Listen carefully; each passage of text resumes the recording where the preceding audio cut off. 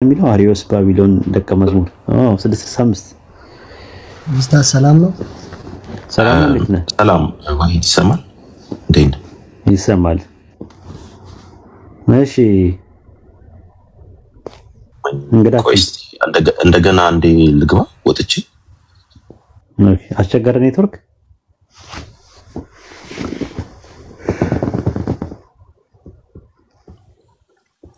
እስቲ ይሰማል እንዴ? አሁን ያንተም ይሰማኛል? ይሰማል ድምጽ? እሺ ኔትወርክ ኦኬ ንገረን። 37 ያልከውን ክብረ ደህና ነህ? በቀድሚያ አለው ደህና ነኝ እግዚአብሔር ይመስገን። እንዴት ነህ? ቅድምም እየሰማሁኝ ነበር በመሃል ትንሽ እንትን እያልኩኝ ነው እንጂ ከቅድም ጀምሮ ስለ ታቦት እያወራህ የነበረው በጣም እንደውም ደስ እያለኝ ስሰማ ነበር።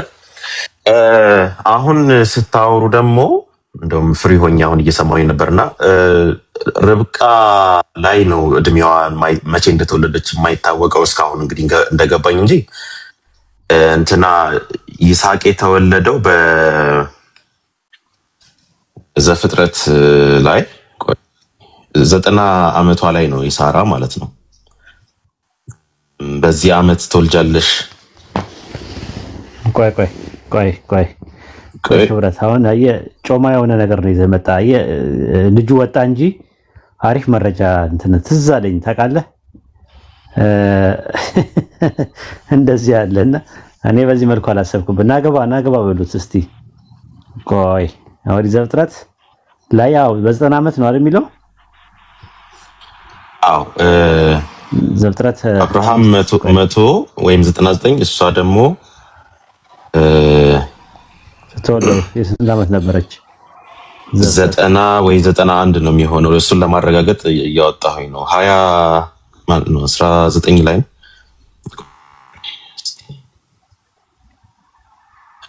እሱን አላስታውስኩም እንጂ እንደተናገረው በአመቱ አቆይ በቀትርም ጊዜ በድንኳኑ ዳር ተቀምጦ ሳለ ቆይ አሁን ትዝ እያለኝ መጣ።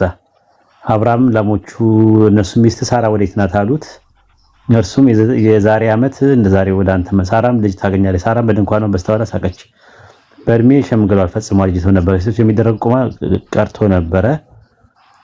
በእውኑ ለእግዚአብሔር የሚሳነው ነገር አለን? የዛሬ ዓመት በእግዚአብሔርም አብርሃምን አለው እኔ ካረጀው በኋላ በእውኑ ወደዋለሁ ስትል ሳራ ለምን ሳቀች አለው። በእውኑ ለእግዚአብሔር የሚሳነው ነገር አለን? የዛሬ ዓመት ወደ አንተ መልስ። ሳራም ስለፈራች አልሳኩም ስትል ካለች እርሱም አይደለም ሳቀች እንጂ አልሳት ይላል። እዚህ ጥቅስ ላይ 90 የሚል ነገር አላየውም። ኦኬ እኔ ለምንድን ነው 90 ብዬ አብርሃም ነው 99 የነበረው 17 አንድ ላይ ከሆነ እዛው እስቲ ዘፍጥረት 17 ነው። እስቲ እኔ እኮ አጥቼው ነው እዛው አካባቢ የሚናገራል። ኧረ ወይኔ አላሁ አክበር። ኧረ ልጁን አስገቡት። ይሄማ አሪፍ ነው። ዘፍጥረት 17 ላይ ነው ያለው። ማሻአላ 90 ዓመት ይሆናት ሳራ ትወልዳለችን አለ። ከዛ ምን አለው? የዛሬ ዓመት ትወልዳለች ይላል ቁጥር 21 ላይ። 90 እና 1 ስንት ይሆናል? 91 አካባቢ ያው አንድ ያዙልኝ። አንድ ዓመት 91 ያዙልኝ ሳይቀላቀል ያዙልኝ። 91 እሺ 91 እሷ የሞተችው በስንት ዓመቷ ነው? 100 እሱ ደግሞ 127 መሰለኝ። እሱንም ጥቅስ 22 ላይ እናገኘዋለን። አንተ ነው ሰዎች ላይ እኔ በጣም እሺ 22 ላይ እናገኘዋለን። ችግር የለውም። እሺ ባቴልም ርብቃን ወለደ። እሺ ባቴልም ርብቃን ወለደ። እሺ ነው ለሳራ እንዲህ ተባለ ለማለት እንደነበር ሆነ። ባቴልም እሺ 22 በ127 ዓመቷ ዘፍጥረት 23 አንድ ላይ እንግዲህ 36 37 ልትለው ትችላለህ ይስሐቅን ማለት ነው። ቆይ እሺ የሳራ እድሜም 127 ዓመት ሲሆናት ሞተች ይላል። ከ127 ላይ ቀንሱ 91 ከ127 ሲቀነስ 91 ቀንሱ 36 አይሆንም? 36 መሰለኝ 37 ነው። እኔ አክቹሊ ማቀው ኦፊሻሊ የይስሐቅ እድሜ ተብሎ ማለት ነው እሷ ስትሞት። አዎ 36 ያገባ አራ ከ127 ላይ 91 ሲቀነስ አዎ 36 አገኘ ነው 3 እና 4 የሚለው ላይ እሱ በሱ ነው ብዙ ጊዜ ካልኩሌሽን አሁን ግን ችግሩ እኔ ደግሞ ማነሳው እንትን በዘፍጥረት ላይ ኩፋሌ ላይ ያለውን እንስራውና ወደ አንተ እንመጣለን። ኩፋሌ ኦኬ እኔ የኩፋሌን እንኳን አላውቀውም። እሺ ቀጥሉና ስንት ነው? 14 ነው። አይ ኦርቶዶክስን እንምታው በጣም መምቻ አገኘው ምንም አላስተረፋቸውም በለው። ከዚህ በኋላ ኦርቶዶክሶች በቃ ምንም አይተርፉም። እሺ ኩፋሌ ላይ ንገረኝ ኤቨር። ምዕራፍ 14 የማን ልንገረው ኡስታዝ? የሳራን ኩፋሌ ንገረኛ። ኩፋሌ 14 ላይ ነው ያልከኝ? ሳራ የሞተችበት አመቱን ነው ወይስ የእድሜዋን? አይደለም ሳራ በሞተች በአራት አመቱ ነው የተጋቡት የሚለውን አምጣው። መለቀቅ የለም። እሺ ሙሉ ታሪኩ እንዲገባን አንዴ ከ26 ጀምሬ ላንብበው። ስንት 36 14 26 እሺ 14 26 እሺ ከዚህም በኋላ እጥፍነት ባላት ዋሻ ሬሳዋን ቀበረ። ሳራ በህይወት የኖረችበት መላ ዘመኗ 127 ሆነ። እነዚህም በሁለት ኢዮቤልዩ 4 ሱባኤና 1 አመት ናቸው። ሳራ በህይወት የኖረችበት ዘመኖቿ ቀን ይህ ነው። አብርሃም በተፈተነበት ጊዜ የታመነ ልቦናው የታገሰ ነው የተገኘበት ይህ የመከራ አሳር ነው። ለእርሱ ይሰጣት ዘንድ ከእርሱም በኋላ ለልጆቹ ይሰጥ ዘንድ እግዚአብሔር ስለ ከነዓን የነገረውን ነገር እንቢ አላለም። በዚያ ሬሳውን ይቀብር ዘንድ ቦታውንም ለመነ። የታመነ የሚታገስ ሆኖ ተገኝቷልና በሰማይ ጽላት የእግዚአብሔር ወዳጅ ተብሎ ተጻፈ። በአራተኛው አመት ለልጁ ለይስሐቅ ሚስትን አጋባው። ስሟም ርብቃ ይባላል። ይህችኛውም የአብርሃም ወንድም የናኮር ልጅ የሚሆን የባቱኤል ልጅና የላባ እህት ናት። የአብርሃም ወንድም የናኮር ሚስት የሚልካ ልጅ ባቱኤልም ርብቃን ላባን ወለዳቸው ይላል። ቆይ ከዚያ በኋላ ወቀበረ አብርሃም በተፈተነበት ታመነ ንብሩ መከራ 10 አመት። እሺ በአራተኛው አመትም ለልጁ ለይስሐቅ ሚስት በአራተኛው አመት አብርሃም በተፈተነበት የታመነና ልቦናው የታገሰው ነው የተገኘ ይህ መከራ 10 ነው። ለእርሱም ይሰጣት ዘንድ ከሱ በኋላ ለልጁ ይሰጣት ዘንድ እግዚአብሔር ከነዓንን የነገረው እንቢ አላለም። በዛሬ ሬሳውን ይቀብር ዘንድ ቦታ ለመነው። ታመነ የሚታገስ ተገኝቷልና በሰማይ ጽላት የእግዚአብሔር ወዳጅ ተባለ። በአራተኛው አመት አሁን እዚህ ጋር ነው እንትን የምትለው። በአራተኛው አመትም ለልጁ ለይስሐቅ ሚስት አጋባው። ስሟንም ርብቃ አለው። ይቺም የአብርሃም ልጅ ምናምን እያለ ይናገራል። አሁን ፖይንቱ የምታመጣው ምንድነው? ሳራ በሞተች በአራተኛው አመት ምን ብሏል? አግብቷታል። አዎ ይስሐቅን ዳረለት ማለት ነው። አዎ ዳረለት። አሁን ምንድነው የምታረገው? እሱ የ37 አመት ከሆነው ከ37 ላይ ስንት ትቀንሳለህ? ከ37 ላይ ስንት ትጀምራለህ? 4 36 ነው የሚለው። ከ191 ስትቀንስ 36 ይሆናል። ከ36 ላይ 4 ስትደምርበት ስንት ይሆናል? 40 ይሆናል። ያገባት በስንት አመቱ ነው ይላል? ያገባት አይናገርም። በአራተኛው አመት አገባት ነው የሚለው። ግን እሷ የተወለደችው እሷ ከመሞቷ ልስታ እንደዛ ከሆነ ባይብል ላይ ደግሞ ልስት እንትን ላይ እሺ ጥቅስ ላውጣ። ኡስታዝ አንድ ነገር እዚህ ጋር ልጨምርልህ።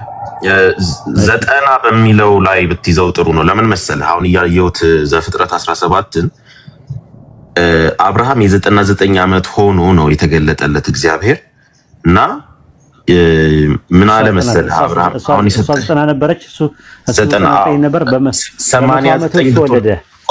ቆይ ይኸውልህ 89 ሊሆን ይችላል የሷ በዛ ታይም። ለምን መሰለህ ያልኩት? አብርሃምም በግንባሩ ወደቀ ሳቀም፣ በልቡም አለ የ100 አመት ሰው በውኑ ይወልዳልን? ስለዛሬ አመት ነው እያወራ ያለው ማለት ነው። 99 አመት ሆኖ ነው እንደዚህ የሚለው።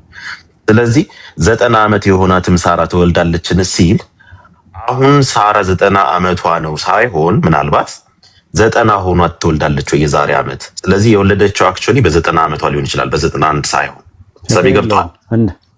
አዎ ግን 37 ኦፊሻሊ የማውቀው እሱ ስለሆነ አሁን እያየሁት ነበር ደግሜም ማለት ነው። 37 በሚል ነው ቢያዝ የሚሻለው ብላለሁ። ቀጥሉ። ስለዚህ ሲያገባት ዘፍጥረት 25 20 ላይ ይስሐቅ 40 አመት ሲሆነው ርብቃን አገባት ነው የሚለው። በ40 አመቱ ነው ያገባት። እሱም ትክክል ነው። እሺ አሁን ኤቨር ርብቃ መቼ እንደተወለደች መጽሐፈ ኩፋሌ ላይ የሚናገረው ነገር አለ? ኖ እዚህ ላይ ጠቀሰው የናኮር ልጅ መሆኗንና ማን ነው የናኮር የልጁ የእንትን ልጅ የባቱኤል ልጅ መሆኑን ነው የሚገልጸው እንጂ ስፔሲፊካሊ የጠቀሰው ነገር የለም። ግን ዘፍጥረት ላይ ምዕራፍ 22 ላይ እሷ እንደተወለደችና ቀጣዩ ምዕራፍ ላይ ደግሞ ሳራ እንደሞተች ነው የሚናገረው። ክሮኖሎጂ የሚያሳየው ሳራ ከመሞቷ በፊት መወለዷን ነው የሚያሳየው። ይሄም መስማማለሁ በፊት በሚለው አሁን እሺ ቀጥል። እንትኑን ነው አሁን ያጣሁት ራሱ አሁን ሳራ ስትሞት እሱ የ36 ዓመት ሰው ነበረ። ከዛ በኋላ ደግሞ ርብቃ ሳራ ስትሞት የስንት ዓመት ልጅ ነበረች የሚለው ነገር ኩፋሌ ላይ አለ። ያንን አይገልጽም። በአራተኛው ዓመት እሱ ነው የምልህ። ማን ነው ርብቃ ተወልዳ ሳራ በምን ያህል ታይም ፍሬም ውስጥ ነው የሞተች ነው አሁን ጥያቄው ሆኖ አይደለ? መሆን ያለበት እንደዛ ነው። አሁን ለምሳሌ በእንትን ላይ ኮይንግ አብርሃም ልጁን በሞሪያ ተራራ ሲወስደው ርብቃ ተወለደች ይላል ራሺ ዘፍጥረት 25 ላይ። ያኔ ሳራ ሞተች ይላል። ሳራ ስትሞት ርብቃ ተወልዳ ነበር ይላል። ይስሐቅም ሄደው በዛን ሰዓት ነው ብሎ ነው የሚያስቀምጠው። ሁለት ታይም ፍሬሞቹ ማስቀመጥ እችላለሁ እዚህ ላይ። አንደኛው ይስሐቅ ሊሰዋበት የሄደው ታይም ፍሬሙ አለ። በዚህ ኢዮቤልዩ ችግር የለም። አሁን ርብቃ መቼ ተወለደች ነው የሚለው ዋናው ነገር። መቼ ተወለደች የሚለው ነው። ርብቃ መቼ ነው የተወለደች የሚለው ነገር አይገልጽም። ራሺ ላይ ነው የምታገኘው። ኩፋሪ ላይም ዘፍጥረት ላይም አላገኘንም። perhaps እስኪ ምናልባት እዚህ ጋር እንግዲህ እዚህ በፊትም ይሄ ነገር ተነስቶ ነበርና የርብቃ እድሜ እንጂ የማይታወቀው የይስሐቅ ሙሉ በሙሉ ግልጽ ነው። በመጽሐፍ ቅዱስ ብቻም እንኳን ቆመን ማለት ነው የይስሐቅ 37 ብዬ ነው ማምነው። 36ም ቢሆን ያን ያህል እንትን ላይኖረው ይችላል። ሲያገባ ደግሞ 40 ነው። እሱም ኦፊሻሊ አለ እና በ4 ዓመት ልዩነት ውስጥ ነው። አሁን የርብቃ እድሜ ሲነሳ እኔ የምለው እንዲሁ ተወልዳ ነበር። አሁን ስለ ይስሐቅ ትዳር ሊያወራ እየተዘጋጀ እየተንደረደረ እንጂ ወዲያው ተወለደች የሚለውን አያስይዝም። ማለትም ልክ እንትና ስትሞት ማለች ሳራ ስትሞት ተወለደች የሚለው ራሺ ላይ ነው ያለው እንጂ ባይብል ላይም ኩፋሪ ላይም የለም ነው ነጥቡ። እኔ ራሺም ተሳስቷል ብዬ ደግሞ የማገትበት ለምንድን ነው ሲፈልጋት የአብርሃም አገልጋይ ሄዶ ሲፈልግ ሚስቶችን እያጠጣችሁ ውሃ ማለት ነው። የ3 ዓመት ልጅ ልትሆን አትችልም ወይም የ4 ዓመት እንስራሱ ብላቴና ነው የሚለው። ብላቴና ማለት ሕፃን ልጅ ናት። ብላቴናው ለምሳሌ ብላቴና የሚለው ነገር ብላቴናው የሚለውን ኢየሱስን አሁን ሲፈልጉት ራሱ ብላቴናው ይላል። ብላቴና በሚል ብላቴና ማለት ሕፃን ልጅም ሊሆን ይችላል ራሱ ባይብል። ሁሉንም ያጠቃልላል። ግን ከእንትኑ ስታየው ከታሪኩ ስታየው ተወልዳ ነበር ብለን እንይዛለን። የአብርሃም አገልጋይ ደግሞ ሲያገኛት ኦሬዲ እንዲህ ስራ ምናምን የምትሰራ እሱን ሁሉ በመጽሐፍ ቅዱስ ላይ ቆመን መናገር እንችላለን። ዘፍጥረት ላይ ብቻ ማለት እንስራው ምናልባትም ዝም ብሎ ያሻንጉሊት አይነት እንስራስ ቢሆን ትንሽዬ ቢሆን አይ እንዴ ኡስታዝ እንደውም ታጠጣለች በጎቼ። የእንስራው መጠን ቆይ እስቲ እኔም ላውጣው። ግን ምን መሰለህ የሚለው ከማስታውሰው ስራ እንደየአቅሙ እንደየልጅቷ መጠን ሊለያይ ይችላል። ስለዚህ እንደዛ ብለን መደምደም አንችልም። አሁን የእንስራው መጠን ላይ እንትን አይደለም። ቆይ ስንት ላይ ነበረ ማን ነው አገልጋዩ ያገኛት? ደግሞ ወዲያው 17 አካባቢ ነው የሚሆነው 18 ኦኬ አይደለም እንጂ ምንድነው የማወራው?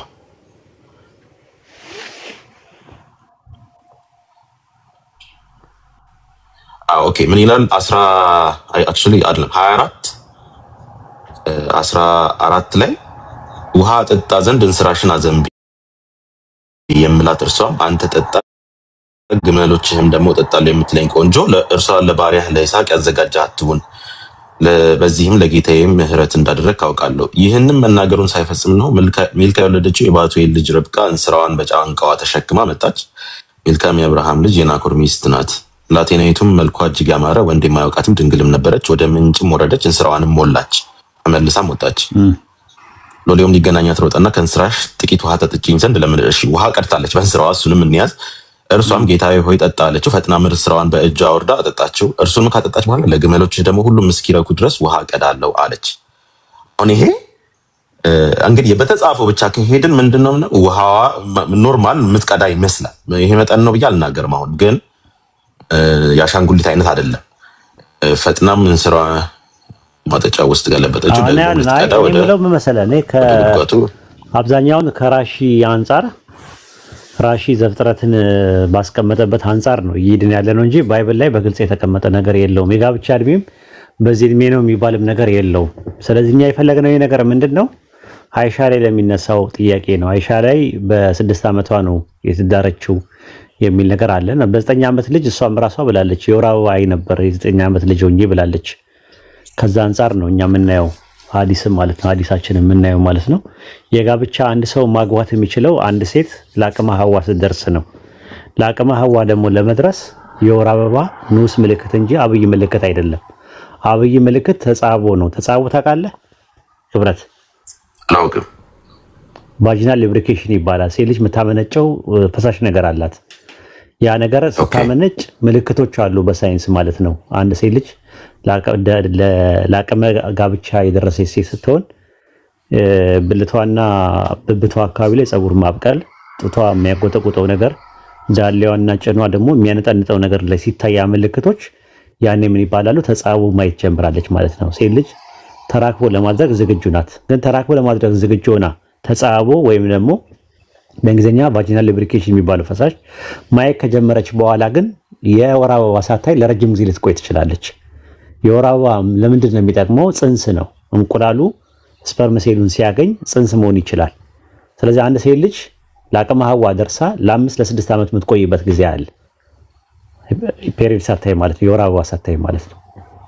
ስለዚህ አንድ ሴት ልጅ የወር አበባ ከማየቷ በፊት ማግባት ትችላለች። በኢስላም የሚታየው የወር አበባ አይደለም። የሚታየው በኢስላም የሚታየው ምንድነው? በዋነኝነት አብይ ምልክት የሚባለው ተጻቦ የሚባለው ነገር ነው። ይሄ ነው ትምህርታችን የኛ። አዎ እሱ ራሱን የቻለ ደግሞ ርዕስ ነው። እኔ ሲጀምርም አውቃለሁኝ እነዚህ ውይይቶች የሚነሱት ምን ላይ እንደሆነም፣ ግን ሁለቱም ሳይድ ላይ ጠንካራ ጥያቄ አለ ብዬ አላምንም። እናንተ የምትመልሱት አሁን ለምሳሌ አናቅም፣ እኔ በተለይ አላቅም ስለ አይሻም ናቹራል እንትን ምን ላይ ደርሳ እንደነበረ ምናምን እና ምንም ጥያቄ አላነሳም። ያን ያህል ጠንካራም ጥያቄ ነው ብዬ አላምንም ከክርስቲያኑም ሳይድ ሲነሳ እንዲሁ እንትን ፐርሰናሊቲ ላይ ከሆነ በስተቀር እና ደግሞ ሱና ነው ሲባል የደረሰች ናት። በቃ የደረሰች ከሆነ በዚህ እድሜ ብቻ ተግባ ሳይሆን በዚህ እድሜም ትሆን ምንም ትሆን የደረሰች ታግባ ከተባለ በቂ መልስ ተሰጥቷል ብዬ አምናለሁ። ለሱ መልስ የርብቃም ይሆናል ብዬ አላምንም። ርብቃ ራሱ በ3 ዓመት አገባች ቢባል ራሱ ማለት ነው። ነገር ግን ከመጽሐፍ ቅዱስ የምናገኘው የርብቃ እድሜ አይታወቅም ነው።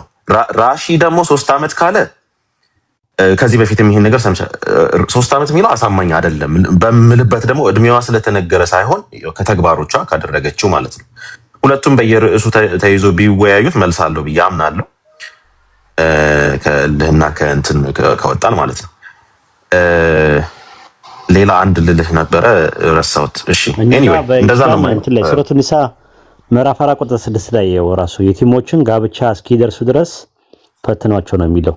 ጋብቻ እስኪደርሱ ድረስ ነው የሚለው። ጋብቻ ኢዛ ነው የሚለው አረብኛ። ኢዛ ማለት ጊዜ ማለት ነው የሚያመለክተው እዛ ጋር ማለት ነው። እስኪደርሱ ድረስ ጋብቻ እስኪደርሱ ድረስ በለጉ ነው የሚለው። በለጉ ማለት ለጋብቻ ነው ራሱ።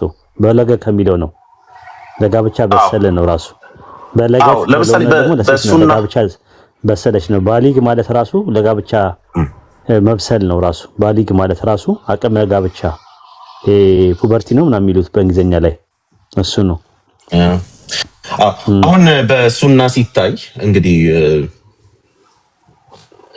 ምንድነው እናንተ ብላችሁ አሁን ለምሳሌ ነብዩ መሐመድ ያደረጓቸው ነገሮች ሁሉም ነገር እንደ ሱና ይወሰዳል አይደለ?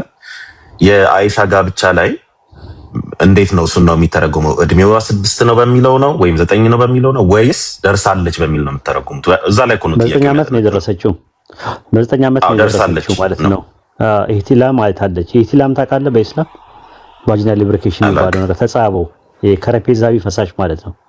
ከረፔዛ ማለት ደርሳለች ነው። አዎ በቃ እሱ ነው መልሱ ብዬ ነው ማለት ነው። የኛ እንትን ነው እንደዛ ነው። እሷም ብላለች 9 ዓመት ላይ አንድ ሴት ልጅ በ9 ዓመቴ ደርሻለሁ ብላለች ራሷን ባለቤቷ ከሁሉም በላይ ማለት ነው ደርሳለች እንደዛ። ሁለተኛ ነገር ደግሞ በጣም ምንድነው እናቴ በጣም ትቀልበኝ ነበረ ማለት በጣም ታበላኝ ስለነበረ ሰውነቴ በጣም ትልቅ ነበረ እና እንደውም ከትልቅነቷ የተነሳ አንድ ጊዜ ሩጫ ሮጠው ራሱ ረሱል ሰለላሁ ዐለይሂ ወሰለም አሸነፏት በሩጫ ቀድሞ ማለት ነውና አሸነፍኩሽ ብለው እንትን አሏት የሆነ ቀለዷት ማለት ነው።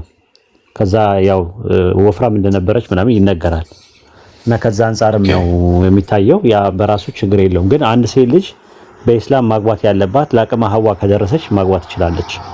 ለአቅመ ሐዋ ስትደርስ ደግሞ ምልክቱ የራሱ ይሆናል። ራሱ ቫጂናል ሉብሪኬሽን የሚባለው ነገር መኖር አለበት። ኢህቲላም ይባላል በእስላም ኢህቲላም ሰምተህ ከሆነ ማለት ነው። አይ ቲንክ ቃሉን አላስታውሰውም እንጂ አዎ መድረስ አለባት እንደዚህ የሚሉትን ነገሮች አይዲያዎች ሰምቻለሁ። አዎ ለአቅመ ሐዋ ከደረሰች በቃ ለአቅመ ሐዋ መድረሷ እንትን የሚያሳየው እንዳልኩ ነው። ምልክቶቹ አሉ፣ አካላዊ ምልክቶች አሉ። እሱ ነገር ከእንትን ካለ ያ ነገር አለ የለም የሚለውን ራሷም ትናገራለች። የሆነ ፈሳሽ ነገር አለ ከዛ በኋላ ተራክቦ ማድረግ ዝግጁ ናት። በቂ የሆነ ዝግጁታ ማግባት ትችላለች። አዎ ስለዚህ እኔ ለሁለቱም ሳይድ እንግዲህ እዚህ ላይ የምለው አንደኛ አይሻ ላይ የሚነሳው ያን ያህል ጠንካራ ጥያቄ አይደለም ከክርስቲያኑ ሳይድ ማለትም ደርሳለች የሚል ኦፊሻል እንትን ካለ ማለት ነው። ስለዚህ በቃ አዶለሰንት ነች እሷ ደርሳለች ባዮሎጂካሊ እድሜዋ እንትን ባይ በቃ ተመልሷል። ከእናንተ ሳይድ ደግሞ ለሚለው ኮሜንት ምንድነው የርብቃም መልስ አይሆንም ማለት ርብቃ ራሱ 3 ብትሆን ማለት ነው ለመሰለ ኖርማሊ የኛ መጽሐፍ እኮ አይደለም ሲጀመር ጀምሮ ራሺ በዛ ላይ በዘፍጥረት ላይ ባስቀመጠው ነገር ነው እኛ እየሞገትን ያለው እንጂ አንድ ሰው ራሺን አልቀበልም ካለ እንትን አትልም እኮ አትጨቃጨቅም። ራሺን አልቀበልም ካለ የኛን እንትን የጋብቻ በስንት ነው ማግባት ያለበት አንድ ሰው አንድ ሴት ልጅ በስንት ዓመቷ ነው ማግባት ያለባት ምን ስትሆን ነው ማግባት ያለባት ብለ ኖርማል መጠየቅ ነው ያለበት። ክርስቲያኖች መልስ አይሰጡም እንደዛ አይነት ነገር መልስ የለም ራሱ አንደኛ ነገር። ሁለተኛ ነገር ደግሞ ረሱል ሰለላሁ ዐለይሂ ወሰለም አይሻን ሲያገቧት 9 ዓመት በነበረችበት ሰዓት ላይ ተቃውሞ ያመጣ የለም። ኢቭን እኮ አቡበከር እኮ የሳቸው ባልደረባ የነበረ ነው ገብቷል ሲሰጣቸው ማለት ነው ሲድር ማለት ነው አንደኛ ነገር። ሁለተኛ ነገር ደግሞ በዛን ጊዜ የነበሩ ቁረይሾች ራሱ ረሱል ሰለላሁ ዐለይሂ ወሰለም የሚቃወሙበት ብዙ 4-5 ምክንያቶች ነበራቸው። አንደኛ ባለቅኔ ነው ይላሉ፣ ጠንቋይ ነው ብለዋቸዋል፣ ከአህሉል ኪታቦች ይኮርጃል ብለዋቸዋል፣ ድግምተኛ ነው ብለዋቸዋል፣ እብድ ነው ብለዋቸዋል። ግን በጋብቻ ጉዳይ ላይ ይሄ አላግባብ የሆነ ጋብቻ ለአቅመ ሐዋ ያልደረሰች ሴት እንትን ብለዋል ምናምን ብለው ክስ አላቀረቡ። ኢቭን ሙስተርሺቅ ታውቃለህ? ሙስተርሺቅ የሚባሉት በእኛ ሙስተርሺቅ የሚባሉት ኦሪየንታሊስቶች ይባላሉ። የመካከለኛው ምስራቅ እንተ ነገር የሚያጠኑ እስከ ሚድ 90 ሴንቸሪ ድረስ አንድ ቀንም ይሄን ነገር አንስተው ታያውቁ። ሙስተርሺቆች ማለት ሙስተርሺቅ ማለት መካከለኛው ምስራቅ እንተ ነገር የሚያጠኑት ወይም ኦሪየንታሊስቶች የሚባሉት ማለት ነው። ኦሪየንታሊስቶች አንድ ቀንም አንስተው አያውቁም። እነሱ በተለያየ ነገር ላይ ሲተቹ በጣም ታያቸዋለህ ለረጅም ዓመት። ነገር ግን በዚህ ዙሪያ ላይ አንድ ሰው አንስተው አያውቅም። ይሄ ጥያቄ የመጣው አሁን የፖስት ሞደርን ጄኔሬሽን በኋላ ላይ ነው የመጣው ራሱ የድህረ ዘመናዊ ዘመን የሚባለው ራሱ ማለት ክላሲካል ኤጅ አለ፣ ሚድል ኤጅ አለ፣ ከዛ በኋላ ሪፎርሚንግ ኤጅ አለ፣ ከዛ በኋላ ሞደርን ኤጅ አለ፣ ፖስት ሞደርን ጄኔሬሽን አለ። ስለዚህ አሁን ክላሲካል ላይ የነበረውን የጋብቻ ትራዲሽን ላይ ያለውን ፖስት ሞደርን ኢራ ላይ የነበረውን ፖስት ሞደርን ጄኔሬሽን ላይ የነበረውን ስታንዳርድ ወስዶ መመዘን ማለት ምን ይባላል? ሂስቶሪካል ፋላሲ ይባላል። ማለት ምን ይባላል? ሂስቶሪካል ፋላሲ ይባላል። ማለት ምን ይባላል? ሂስቶሪካል ፋላሲ ይባላል። እዚህ ጋር ግን እዚህ ላይ ሊነሳ የሚችለው ምን መሰለ? አሁን በታሪካዊ ህጸጽ የማይሆነው ነገርየው በራሱ ጠንካራ ጥያቄ ነው ብዬ ሳይሆን ነገር ግን መነሳት ይችላል ጥያቄው የምለው ለምን መሰለ? እንደሱና በምትከተሉት አውድ ነው የሚነሳው። ለምሳሌ በዛ ጊዜ ተደርጓል አልፏል አይደለም የነብዩ መሐመድ ያደረጓቸውን እንደሱና እንከተላለን ስትሉ በምን መንገድ ነው የምትከተሉ ተብሎ ሊነሳ ይችላል። አሁንም ቢሆን ማለት ነው ምክንያቱም አሁንም በእድሜ ሳይሆን ለአቅመ ሐዋ ከደረሰች ሴት ልጅ ማግባት ይቻላል። አሁንም የኢስላም አቋም እንደዛ ነው። እሱ ነው መልስ የምለው እኔ አሁን እንጂ አሁን ፋላሲ አይሆንም ልልህ ያልኩት አሁንም ቢሆን ለምሳሌ በእድሜዋ ከደረሰች ያግቡ ትጋባ የሚለው ነገር እንደሱና ከወሰዳችሁት አሁንም ሆነ የ1400 ዓመት በፊትም ሆነ ያው ነው ለእናንተ ታሪካዊ ፋላሲ አይሆንም ልልህ ፈልጌ ነው። መልሱ የሚሆነው በቃ ሱናውን በፕሪንሲፕል እሱ ብቻ ሳይሆን እኮ ፋላሲ ያልኩት እኮ መዳሯን ነው። በ6 ዓመቷ ነው የታጨችው ለረሱል ገብቷል። በ6 ዓመት ይዶራሉ በልጅነት ልጅ ለልጅ ምናምን ይባላል። እና ያ ነገር ለምን ሆነ ብለው የሚጠይቁም ሰዎች ስላጋጠመኝ ነው። ለምን ሆነ ይሁን እንጂ እኔ ያን ኤኒዌይ ሞራሊቲ ላይ ከሆነ ፕሪንሲፕሉን ነው የምንወስደው፣ እድሜውን አይደለም የምንወስደው የሚለው አጥጋቢ መልስ ይመስለኛል። እንዲሁ እኔ በሆነ እኔ ለምሳሌ አንድ ነገር ቢነሳ አንድ ሰው የሐዋርያት እንደዛ ቢያደርግ ያደረጓቸው ነገሮች አሉ አይደል? እኔ ለምንድን ነው የምትከተለው ካሉኝ በቃ ይሄ ፕሪንሲፕል አለ እንደዛ ብዬ መልሳለሁ። ከዛ በኋላ ጥያቄው የሚያነሳ ሰውም ትክክል አይመስለኝም። ሌላው ለዚህ የነበረው አሪፍ ነገር ጽፎ ነበረ ረሱል ሰለላሁ ዐለይሂ ወሰለም። ያኔ እሷ የ6 ዓመት ልጅ በሆነች ጊዜ አሻንጉሊት ላይ ተጫወት ነበር ብሎ ቀለቡት አድሚኖቹ ሰረዙበትና አሻንጉሊት ነበራት ይላሉ። የ6 ዓመት ልጅ ሆና ለዛ ነው 3 ዓመት መጠበቅ የተጠበቀው። ልጅ ነበረች። የ6 ዓመት ልጅ ከሆነች አሻንጉሊት ትጫወት ነበረ የሚል ጽፎ ነበረና ልክ ነው ማለት ነበረ ራሱ ሐዲሱ ማለት ነው። ምንም የሚያሰርዝ ነገር የለውም ራሱ ማለት ነው። አንዳንድ ሰዎች ዝም ብለው ለብሽሽቅ ነገር ስለሚጠቀሙበት ነውና እሱን ነው እኔ የማየው። ይሄ ነው የወር አበባ በ6 ዓመት ልጅ ታያለች ብለን አናምንም እኛም። ራሱ ግን እውነታው ምንድነው 6 ዓመት ልጅ ላይ ያለች ልጅ ስለነበረች 9 ዓመት እስከምደርስና ለአቅመ ሐዋስ እስከደረስ ድረስ ተጠብቆ ነበር ነው ፖይንቱ። በቃ እና 9ም ራሱ ለጋብቻ የምትሉት በመድረስ ላይ ነው እንጂ ቁጥሩ ላይ አይደለም ነው አይደል? በትንሹ ነው የሚለው በእስላም አስተምሮት በትንሹ 9 ዓመት ነው ለአቅመ ሐዋ እንጂ አንድ ሴት ሊያደርስ ትችላለች 14ም 13ም 11ም። እኔ ማቃቸው ሴቶች አሁን አለ የእቴ ልጆች በ9 ማን ነው በ10 ዓመትና በ11 ዓመት አይተዋል። የወር አበባ አዩ ተብሎ ተነግሯል። ለምሳሌ ማቀው አንዴ ደግሞ ያየሁት ደግሞ 15 ዓመት ድረስ የወር አበባ ያለየች ልጅ አለች። ግን በደንብ በስነ ስርዓት እንደዚህ ሰውነቷን ስታየው ምናምን እንትን ነው፣ ግን በቃ ጤነኛ አይደለም ተብሎ ሐኪም ቤት ሁላ ተወስዳ፣ ነገር ግን እንትን ነው አንዳንዴ ይዘገያል ተብሎ ነው መልስ የተሰጠው። እንዲህ አይነት ነገር አለ። ከሰው ወደ ሰው ከሴት ወደ ሴት ይለያያል። ለዚህ ያ ነው ያለው ነገር። ኢንሻአላህ ለዛሬ አይበቃንም። ኡስታዝ ማታ ላይ ማሂ እመጣለሁ ጥያቄ ጠይቃለሁ ምናምን ብላ የዋሽታ ሆነች። ማሂ እስታበላለች። ማሂ ጥያቄ ነበራት እና ጠይቃለሁ እስልምና ላይ ጠይቃለሁ ብላ ከዛ ስንጠብቃት የለች። ሌላ ቀን ግን እመጣለሁ ብትለኝም አልመጣም ከዚህ በኋላ ትላለ እንድትመጣ ስትፈልግ ታችኳለች። ኡስታዝ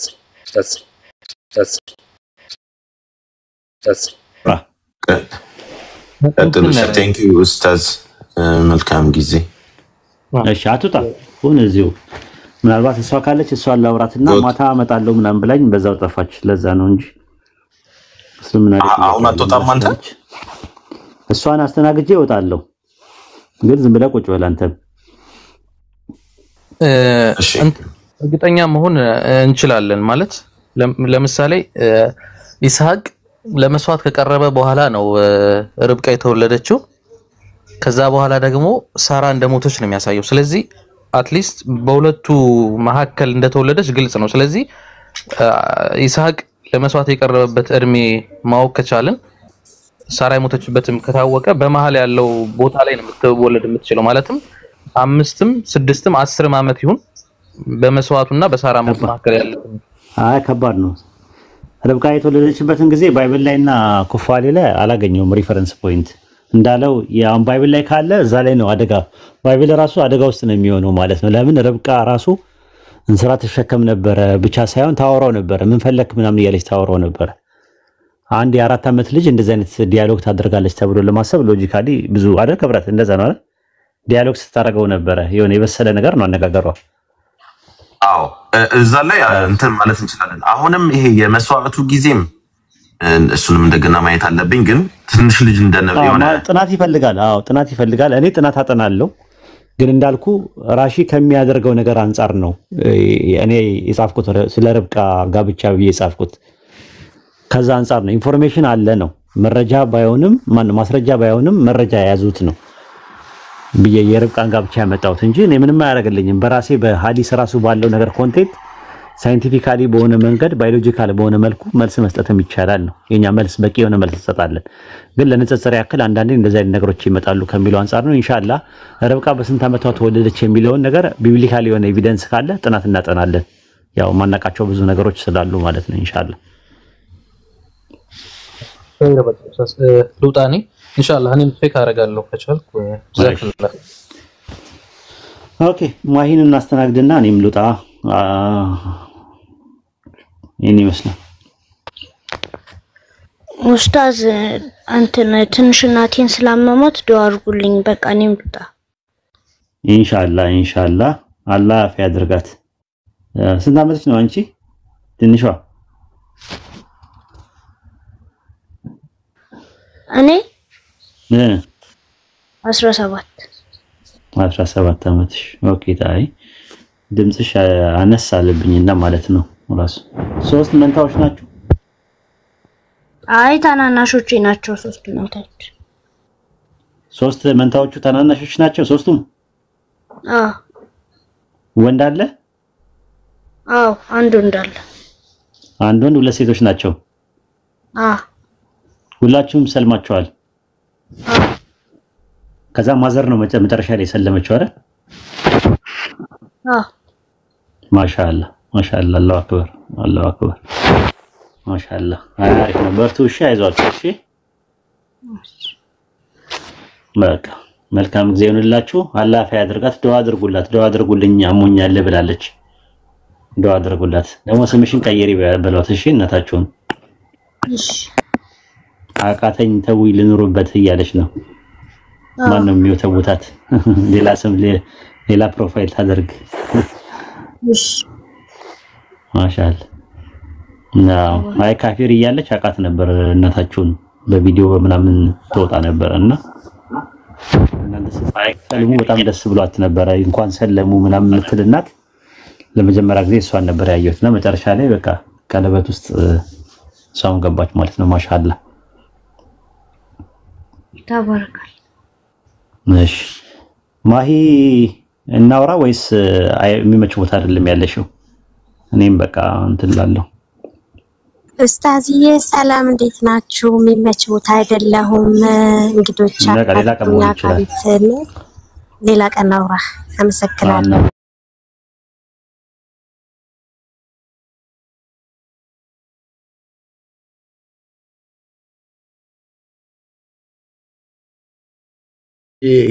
ረባሹ ነው ከሆነ አላውቅም። ይሄ አዶናይ የሚል ከቅድም ጀምሮ አንዳንድ ይልካልና የምንፈልገው እንደሆነ አይታወቅም ብዬ ካላወቃችሁት ብዬ አይ እንትን አለኮ እሺ እናስገባው። ዊልዳንን የራሴ ስለሆነች ዊልዳን ላውርዳትና ላስገባው። አይ ገብቶ ነበር የሆነ ጫጫታ ውስጥ ሲገባ ነው የወረደው።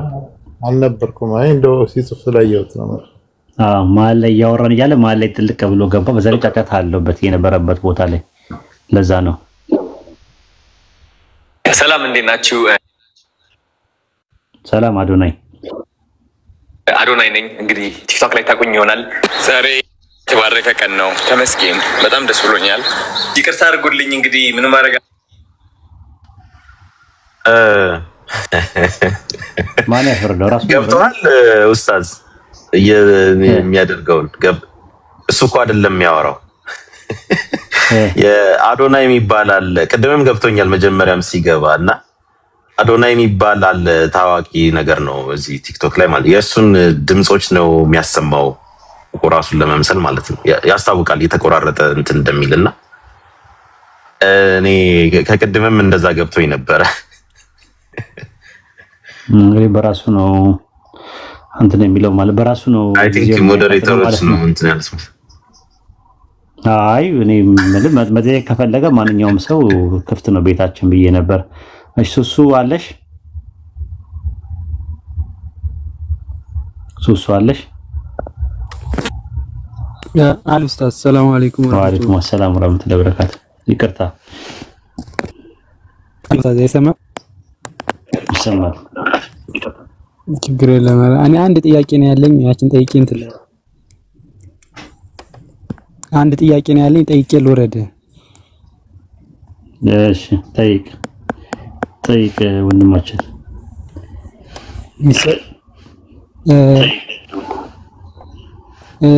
አይሁዶች ኡዘይርን የአላህ ልጅ ነው ይላሉ በሚለው ላይ እና አሁን ያሉት አይሁዶች እንደዛ ብለው ያስባሉ የሚለው ነው። አንድ የሆነ ቪዲዮ ላይ አይቄና ግራ ገብቶኝ ነው። ኡዘይር የአላህ ልጅ ነው የሚሉት መዲና ላይ የነበሩ አይሁዶች ናቸው እንደዛ ሲሉ የነበሩት እንጂ ሁሉንም ነገር አይደለም። ራሱ ሱረቱ ተውባ ምዕራፍ 9 ቁጥር 30 ላይ ያለውን ጥቅስ ከሆነ ማለት ነው።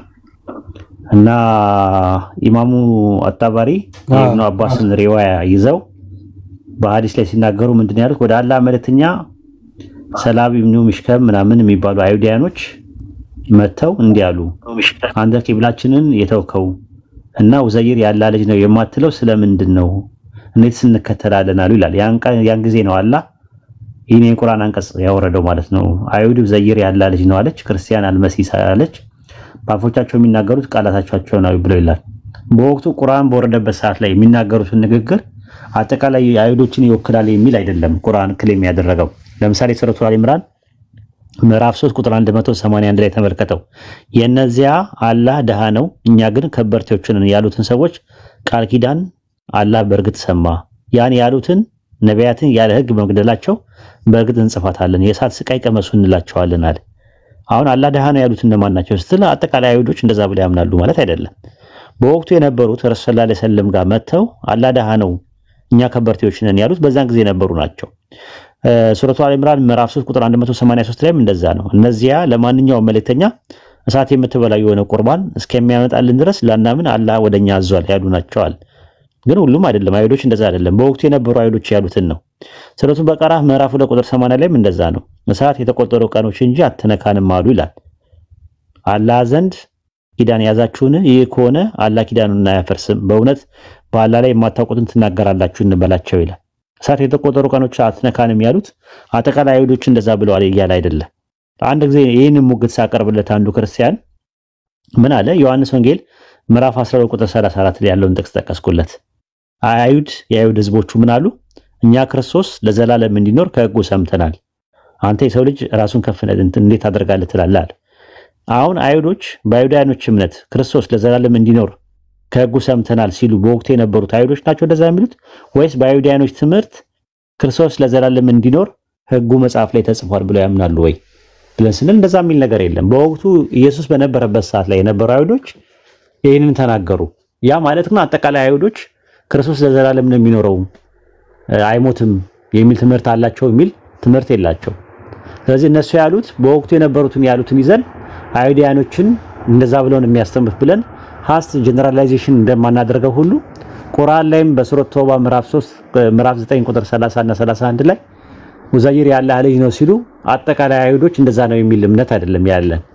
ለዛ ነው የተለያየ መድብለ ዕውቀቶች በወቅቱ የነበሩ መዲና ላይ የነበሩ አይሁዳኖች ኡዘይር የአላህ ልጅ ነው ብሎ ይሉ እንደነበረ የሚያሳዩ የተለያየ መድብለ ዕውቀቶች መረጃዎች አሉ ማለት ነው። በአሁኑ ሰዓት ላይ ኢንሳይክሎፒዲያ ጁዳይካ ወይም ደግሞ የአይሁዳኖች መድብለ ዕውቀት ላይ መመልከት ትችላላችሁ ማለት ነው። በኡዘይር ወይም ደግሞ በእዝራ ላይ ማለት ነው። እዝራ የአምላክ ልጅ ነው ብሎ ቃል ኪዳን ያመኑት በእኔ ስም የመጸወቱትም የኔን ተስካር የሚያደርጉት የነበሩትን ክርስቲያኖች ከአሳር ወደ ክብር ከሲኦል ወደ ገነት ታወጣቸው ዘንድ ዓርብ በ9 ሰዓት ፈጥነ ወደ ሲኦል ውረድ ትለዋለች። ማን እንደምትለው ታውቃለህ? ሰንበት እኮ ናት። የክርስቲያን ሰንበት መታ ማለት ነው። ምን አለችው ቅዱስ ሚካኤልን? በኔ ቃል ኪዳን ያመኑትን በኔ ስም የመጸወቱትን የኔን ተስካር ሲያደርጉ የነበሩትን ክርስቲያኖች ከአሳር ወደ ክብር ከሲኦል ወደ ገነት ታወጣቸው ዘንድ ዓርብ በ9 ሰዓት ፈጥነ ወደ ሲኦል ውረድ ትለዋለች። ሚካኤልም እንዳልሽው ይሁን አላት። እንዳልሽው ይሁን አላት። ሚካኤልም እልፍ አእላፋት መላእክትን አስከትለው ቅዳሜ እስኪነጋ ድረስ ዓርብ በ9 ሰዓት ሰኞ እስኪነጋ ድረስ ረፍት ያገኙ ዘንድ ሰንበትን የሚያከብሩትን በሲኦል የነበሩትን ነፍሳት ለማውጣት ወደ ሲኦል ወረደ። ገብቷል? ሄዶ ሊያወጣቸው ማለት ባለችው መሰረት ሰንበት ባለችው መሰረት ማለት ነው። ሰንበት ናት ጥያቄ የምታቀርብለት የተገባ እንዲሁም ማለት ነው። ሰንበት ማለት እሑድ ናት አይደለ? እሑድ ነው። ይሄን ለምትናገር እሑድ ናት። ቅዳሜ ቀን ናት። ባለ ቅዳሜ ቀን ናት። ሰንበት ባለ ቅዳሜ ናት እና ቅዳሜ ናት እንደዛ የምታወራው ታወራዋለች። ምን ብላ ታወራዋለች መሰለኝ? እንትኑን በሉት ላክልህ ታወጣላችኋለህ። አይ ካሜራ መክፈት አልችልም። ይመቻል። እሺ ምን አለች መሰለህ? ድርሳነ ሰንበት ነው ምዕራፍ 3 ቁጥር 1 ላይ ነው ያለው። ገልጽ 63 ላይ የክርስቲያኖች ዕረፍት የምትሆነው ሰንበትም ቅዱስ ሚካኤልን በእኔ ቃል ኪዳን ያመኑትን በእኔ ስም የሚመጸውቱትን የኔን ተስካር ሲያደርጉ የነበሩ ክርስቲያኖችን ከአሳር ወደ ክብር ከሲኦል ወደ ገነት ታወጣቸው ዘንድ ዓርብ በ9 ሰዓት ፈጥና ወደ ሲኦል ውረድ ትለዋለች። ሚካኤልም እንዳልሽ እንግዲህ ይሁን አላት። ሚካኤልም እልፍ አእላፋቱን መላእክት አደረገና ሄደው ሰንበትን ሲያከብሩ የነበሩ ሰዎችን ከሲኦል ሄዶ ያወጣቸዋል ማለት ነው። ከዛ በኋላ ሰንበት ማለት ነው። ሰንበት ደግሞ ምን አለችው? ሰንበት ማለት ነው እንደገና ምን አለችው? ምዕራፍ 5 ማለት ነው ቁጥር 1 ላይ እንደዚህ ያለችው ሰንበትም እግዚአብሔር አብን በእኔና በአንተ ያመኑትን ሰዎች እነሆ አምጥታችሁ ማርልኝ ብላ ትለምነዋለች። ማናት የምትለምነው? ኢምራን ቅዳሜ ሰንበት ማለት ሰንበት ምን ትላለች? እግዚአብሔር አብን በእኔና በአንተ ያመኑትን ሰዎች እነሆ አምጥቻቸዋለሁና ማርልኝ ትለዋለች፣ ታመጣለች። ከዛ በኋላ ምን ያደርጋል? ምህረት ያደርጋል። ማንም ያደርገው እግዚአብሔር ምህረት ያደርጋል ማለት ነው። ከዛ በኋላ ሰንበት ማን ነው ጥያቄው። ሰንበት እቺ የምታወራው ከእግዚአብሔር ጋር ዲያሎግ የምታደርገው ማናት የሚል ጥያቄ መነሳቱ አይቀርም።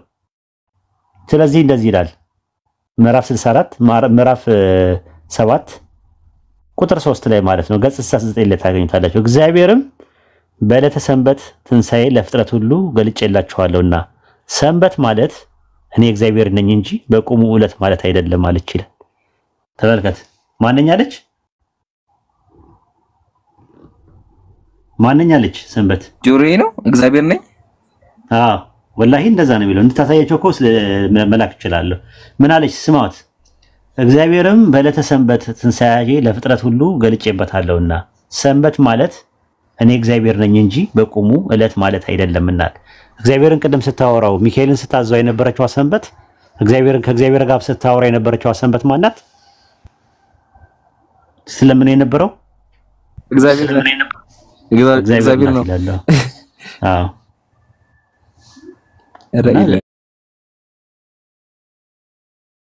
ድርቅ ብለው ይናውስ ተይዛው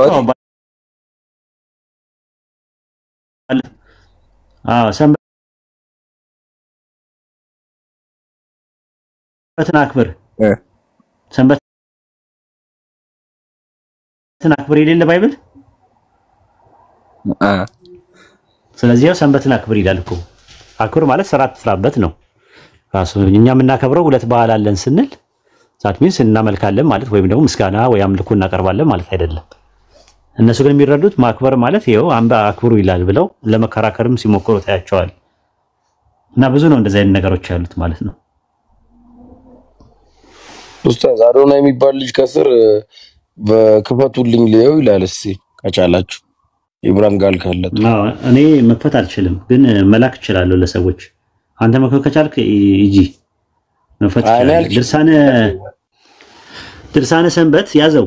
ድርሳነ ሰንበት ለወይ ለልጁ ነገሩት 64 ላይ ያዘው እንትኑን እስቲ አዶናይ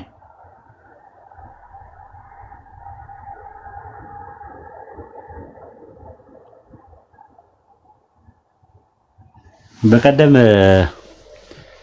ኤርሚያስና ማን ነው ፈለገ ዮርዳኖስ የሚባሉ ልጅ ውይይት ሲያደርጉ ስንት ሰው እንደነበረ ታውቃለህ? ውይይቱ ላይ ስለ ገደል እያወሩ ስንት ሰው ነበር ያጀማ? እኔ አይኔን ማመን ያቃተኝ። ስንት ሰው ነበር ያጀማ? ተስተውላለህ?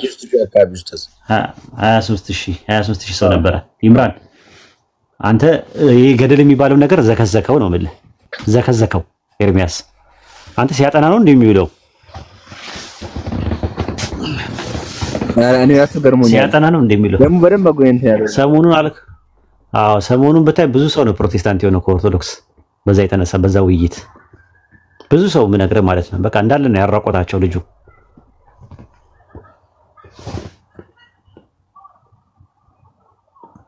አዋረደን አሉ ልጁን ፈለገ ዮርዳኖስ ማለት ነው። ሲጀመር ጀምሮ በእንትን ነው እና አንዱ ደግሞ መጥቶ ምን አለ በገድል ላይ እንዴት ትወያያላችኋል?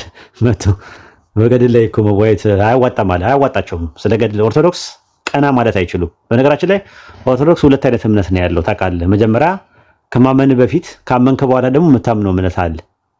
መጀመሪያ ኦርቶዶክስ ከሆንክ በኋላ ከእንደገና ማመን አለብህ። ካላመንክ ደግሞ ኦርቶዶክስ መሆን አትችልም። ገድልና ተአምር እኮ ማመን ግዴታ ነው። ካላመንክ ኦርቶዶክስ ትሆናለህ ማለት አትችልም። ግን መጀመሪያ ግን ምንድነው ይለዋል?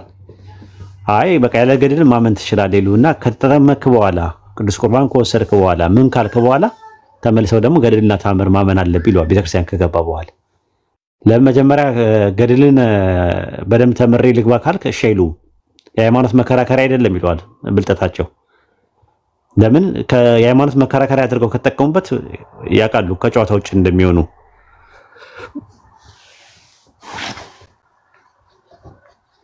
ኡስታዝ ግን አንድ ነገር እዚህ ጋር ገድልን ግን በትክክል የሚተገብሩት ፕሮቴስታንቶች አይደሉም ትላለህ? አሁን እነዚህ ፓስተር እንደው የሚታየው ነገር አንፃር ከተግባሩ አንፃር ለማለት ነው። እንትን የሚሉት እንደመድለ ለእንትን አትስገዱ እያሉ እነሱ ራሳቸው ይሰግዳሉ። ፎቶ እየተቃወሙ ፎቶ የራሳቸውን ፎቶ ያደርጋሉ። ጸበል እየተቃወሙ ሃይላንድ ውሃ ደግሞ ይፈውሳል እያሉ ይጸልያሉ። የነሱም የባሰ ነው ራሱ ያለው።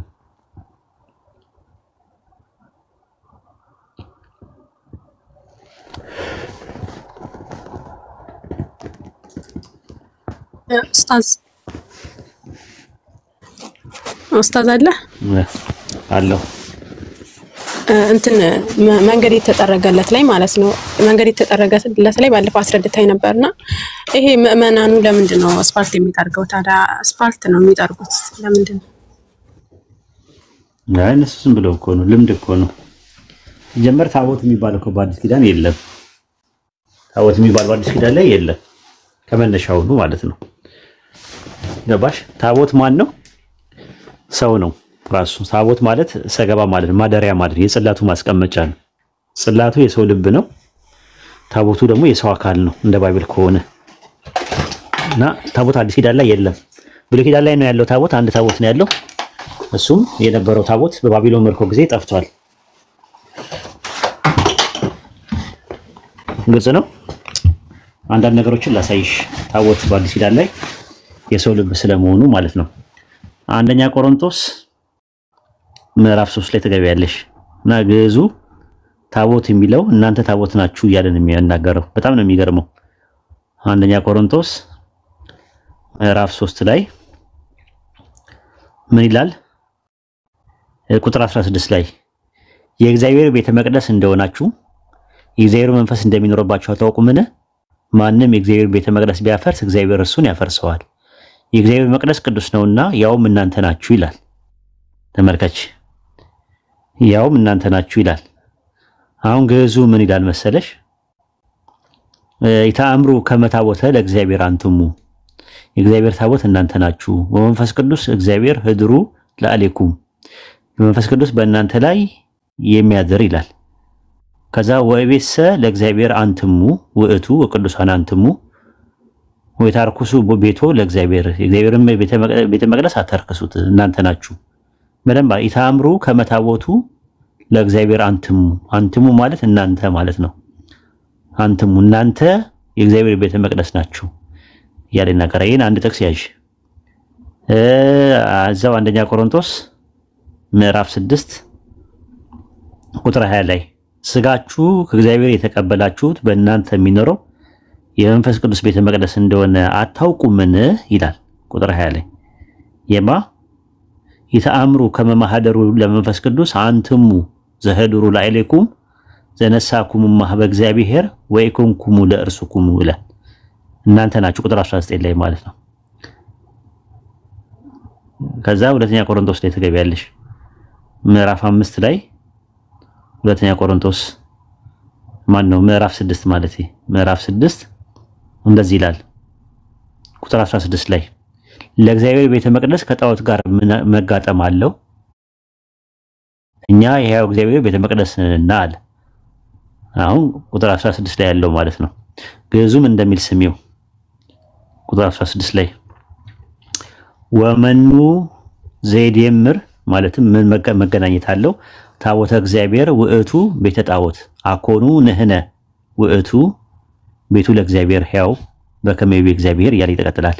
እኛው ራሳችን ንህነ ማለት እኛ ማለት ነው። ንህነ ውእቱ እኛ ነን። ታቦተ እግዚአብሔር ማንን? እኛ ነን። የእግዚአብሔር ታቦት እኛ ነን እያለ እንደሚናገር። ስለዚህ ታቦት የሚባል ነገር የለም አዲስ ኪዳን ላይ። ታቦት ማን ነው ከተባላችሁ ታቦት የሰው አካል ነው።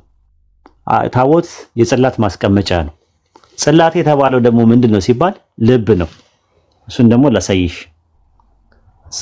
ጽላት የሚባለው ልብ ስለመሆኑ ማለት ነው። እንዳደነግጡ ሁለተኛ ቆሮንቶስ ምዕራፍ 3 ላይ ላውጣላችሁ። ምዕራፍ 3 ላይ ኦርቶዶክስ በጣም እየተሸወደ ነው ያለው። ሁለተኛ ቆሮንቶስ ምዕራፍ 3 ላይ ቁጥር 3 ላይ እንደዚህ ይላል፣ እናንተ በሕያው እግዚአብሔር መንፈስ እንጂ በቀለም አይደለም፣ ሥጋ በሆነ በልብ ጽላት እንጂ በድንጋይ ጽላት ያልተጻፈ በእኛም የተገለጠ የክርስቶስ መልእክት እንደሆናችሁ የተገለጠ ነው ይላል። አሁን ምን አለ? በልብ ጽላት ላይ ነው የተጻፈው አለ። ኤርሚያስ ምዕራፍ 31 ቁጥር 31 ላይ ትንቢት አለ። አዲስ ኪዳን አመጣለሁ ይላል ፈጣሪ። ያ አዲስ ኪዳን ምንድነው? ከብሉይ ኪዳን የሚለየው ነገር ምንድነው ሲባል ኤርሚያስ 31 ላይ እንደዚህ የሚል ጥቅስ አለ። ትንቢት ኤርሚያስ ምዕራፍ 31 ቁጥር 31 እነሆ ከእስራኤል ቤትና ከይሁዳ ቤት ጋር አዲስ ቃል ኪዳን የሚገባበት ወራት ይመጣል አለ ይላል እግዚአብሔር። ከግብፅ ሀገር አወጣቸው ዘንድ እጃቸውን በያዝኩበት ቀን ከአባቶች ጋር እንደገባሁት ቃል ኪዳን አይደለም አለ። ይሄ ብሉይ ኪዳን ነው አለ። ስለዚህ ከዚያ ወራ በኋላ አዲስ ቃል ኪዳን የማወቅ ያ አዲስ ቃል ኪዳን ምንድነው? ሕጌን በልቦናቸው ኖረዋለሁ፣ በልቦናቸው ጽፈዋለሁ አለ። አትስረቅ፣ አታመንዝር ምናምን ተብሎ የተጻፈው ምን ላይ ነበረ? በድንጋይ ጽላት ላይ ነበረ። ያ ግን በአዲስ ኪዳን ላይ የሚኖረው በልብ ጽላት ላይ የሚጻፈው አለ። ይሄንን ኤርሚያስ 31 ላይ የዕብራውያን ጸሐፊ ያመጣና ዕብራውያን ምዕራፍ 8 ላይ ስትመለከቱት እንዲህ ይላል ራሱ ቁጥር 10 ላይ ከዚያ ወራት በኋላ ከእስራኤል ቤት ጋር የሚገባው ቃል ኪዳን ይሄ ነውና ይላል እግዚአብሔር፣ ጌታ ሕጌን በልቦናቸው አኖራለሁ፣ በልቦናቸው ጽፈዋለሁ አለ። ስለዚህ በአዲስ ኪዳን ላይ ያለው ጽላት የሰው ልብ ነው። ታቦቱ ደግሞ የሰው አካል ነው። ከዚህ ውጪ ታቦትና ጽላት አዲስ ኪዳን ላይ ፈልጋችሁ ካገኛችሁ ነው ይቀጣለሁ። 44 ታቦት ምናምን ነገር 44ቱ ታቦት ምናምን እያሉ የሚመጡት የሚባል ነገር የለም። 44ቱ ታቦት የሚባል ነገር ሰው ራሱ በራሱ ያመጣው ሕግ ነው። ኢትዮጵያ ውስጥ ነው ደግሞ ያለው። ሰምታችኋል? 44ቱ ታቦት ጎንደር ውስጥ ነው 44ቱ ታቦት የሚባሉት ማለት ነው። 44ቱ ታቦት የሚባለው ድሮ 44ቱ ታቦት ሲባል 44 ቅዱሳን ይመስሉኝ ነበር፣ ወይም 44 ታቦታት ያሉት ይመስሉኝ ነበር። ግን 44 ታቦታት የሚባሉ የሚጠሯቸው በጎንደር ከተማ ያሉ 44ቱ ታቦታት ናቸው። በእነዚህ 44ቱ ታቦት መሃል ላይ ይፈጸማል። 44ቱ ታቦት ደግሞ በስም ተዘርዝረዋል። ራሱ ፊት ሚካኤል የሚባለው፣ ፊት አቦ፣ አደባባይ ኢየሱስ፣ ግምጃ ቤት ማርያም፣ እልፈ ጊዮርጊስ፣ መድኃኔዓለም፣ ቅዱስ ገብርኤል፣ ጠዳ እግዚአብሔር አብ፣ አባ አንጦስ፣ ደብረ ብርሃን ስላሴ፣ አደባባይ ተክለ ሃይማኖት፣ ሰለስቱ ምዕት፣ ልደታ ማርያም፣ አንጣጢ ማርያም፣ አቡ አውጣጢዮስ፣ ቅዱስ ሩፋኤል፣ የአፈጫ ኪዳነ ምሕረት፣ ቁስቋም ደብረ ፀሐይ፣ መጥምቁ ዮሐንስ፣ ባታ ማርያም፣ ቅዱስ ጊዮርጊስ ምን እየተባለ ወደ 44 ይደርሳሉ። መሳቅ አይቻልም፣ የተከለከለ ነው። መሳቅ አይቻልም። አታሳቁ፣ እንዘንላቸው። አላህ ሂዳያ ይስጣቸው። እነዚህ ጫንቁራ ማርያም አለች ራሱ፣ ዳሞሮስ ጊዮርጊስ አለ፣ ሰራራ ማርያም አለች ራሱ፣ ምንዝሮ ተክለ ሃይማኖት የሚባል አለ፣ አዘዞ ተክለ ሃይማኖት አለ፣ አሮጌ ለታ አለች ራሱ፣ ጓራ ዮሐንስ አለ፣ አይራ ሚካኤል አለ፣ አባ ሳሙኤል አለ፣ ብላጅ ቅዱስ ሚካኤል የሚባል አበራ ጊዮርጊስ አለ። እንደገና ደግሞ 44ቱ እንስሳት የሚባሉ አሉ፣ ቃ ኢየሱስ አለ፣ ቅዱስ ፋሲለደስ የሚባል አለ። እንደዛ እየተባሉ ጎንደር ያሉት 44ቱ ታቦት ናቸው። እንደዚህ ያሉት ማለት ነው። እንዲህ አይነት ነገር ትምህርት የለም ባይበል ላይ። ታቦት በአዲስ ኪዳን የሰው አካል፣ ጽላቱም የሰው ልብ ነው።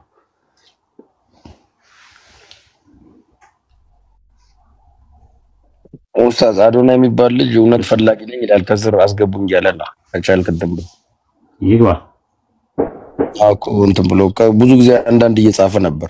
አላዩትም። አንተ እየተናገርክ ስለነበር አንተ እንትን ብሎ እኔ ማስገባት አልቻልኩም። እምቢ አለኝ ራሱ አልንቀሳቀስ ብሎኝ እንትን ብሎኛል። ሚችል ሰው አልቻልኩም። ምንም ሰው የሉም። አድሚኖች እንትን ይበሉላ ንገራቸው።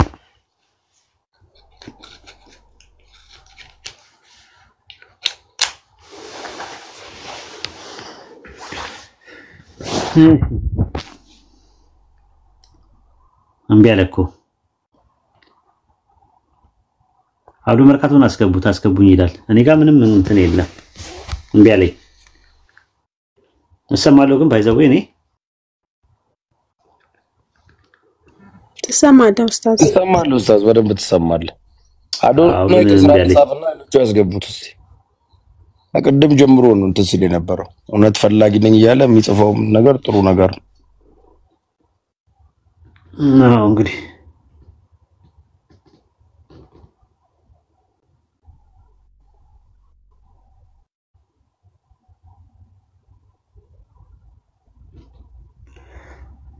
እሺ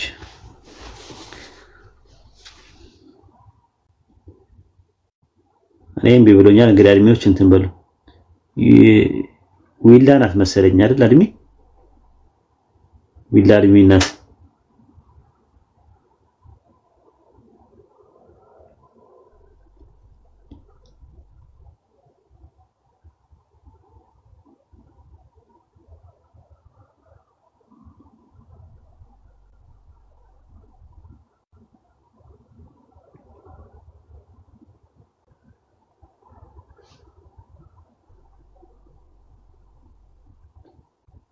ሲታብታብ አድርጎ እኔ ለኔ አይታየኝም። አሁን ደግሞ ጨልም አለብኝ።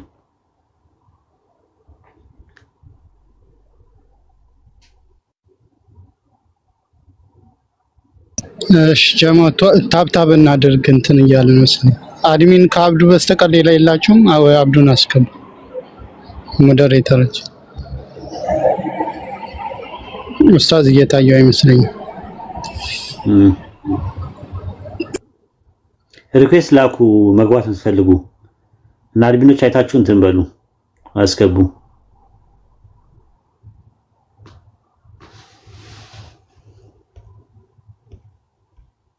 ይከረከራል አካውንት ራሱ እንትን አይደለም ወይ ኡስታዝ ወጣ ግባ እንትን ብለውን ኧረ ዝርግፍ ነው የሚያደርገው ሳይዘጋው ማለት እስቲ አብዱ መርካቶ ግባ አንዳንድ እንትን በል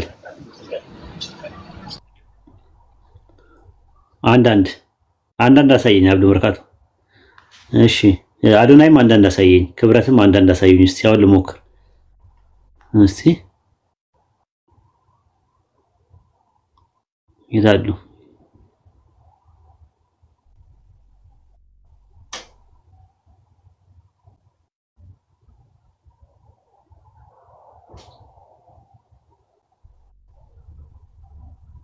እኔ ለነሱ አይታየኝም፣ እነ ክብረት አይታየኝም።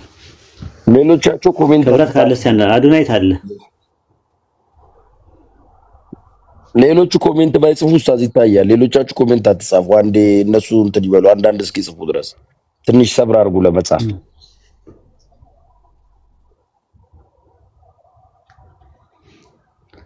እኔ ከአሁንም እኮ እንትን መስጠት አልቻልኩም። ምንም እምቢ አለኝ። የአድሚን ልሰጠው ነበር ለይሳቅ ይሽከረከረብኛል።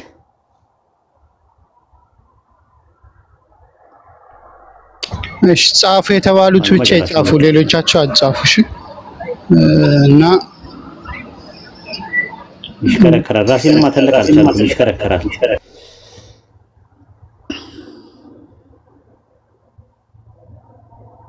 ኡስታዝ አይጥለንም። ወጥተህ እንትን ብትለው ስልክን እንትን ወጣና ከቲክቶክ ተመልሰህ ገባ። እንደዛም ይሻል መሰለኝ።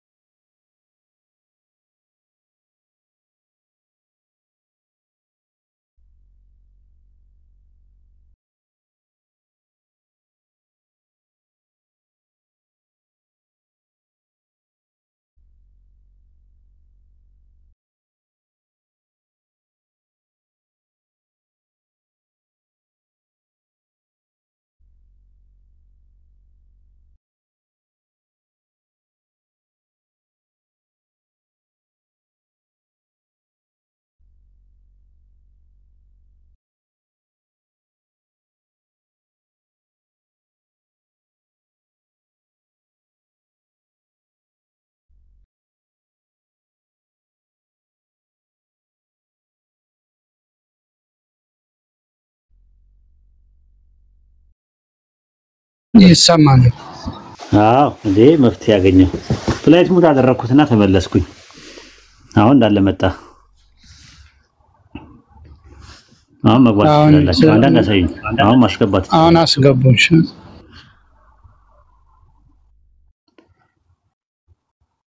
ንገራቸው እስቲ በቃ አንዳንድ የሚጽፉት ቅድም የተጠሩት ክርስቲያኖቹን ብቻ እንትን ይበሉ እስቲ ንገራቸው። ኮሜንቶች አዶናይ መግባት ትችላለህ፣ ክብረት መግባት ትችላለህ። ሌላ ደግሞ ማን ነው? አብዱ መርካቶ መግባት ትችላላችሁ። ያ ክፍት ነው እንዴ? ብላክ አውት ሆነብኝ።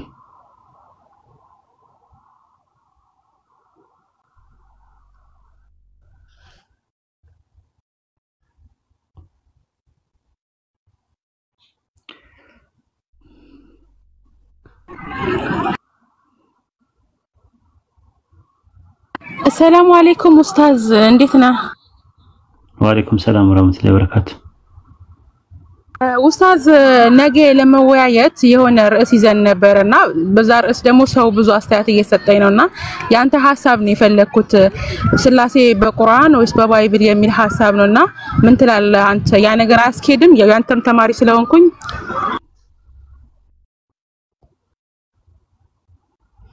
እኔ ምንም ምልሽ ነገር አይኖረኝም። አሚሮችን አናግራቸው።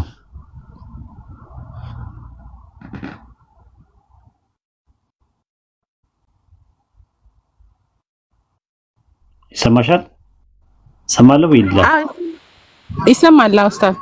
እኔ ምንም ምልሽ ነገር አይኖረኝም ማለት ነው። እኔ አንቺን ስትወያይ አይችሽም ስለማላቅም ውይይቱን ቀጥይም አትቀጥይም ለማለት እንትን ይፈልጋል።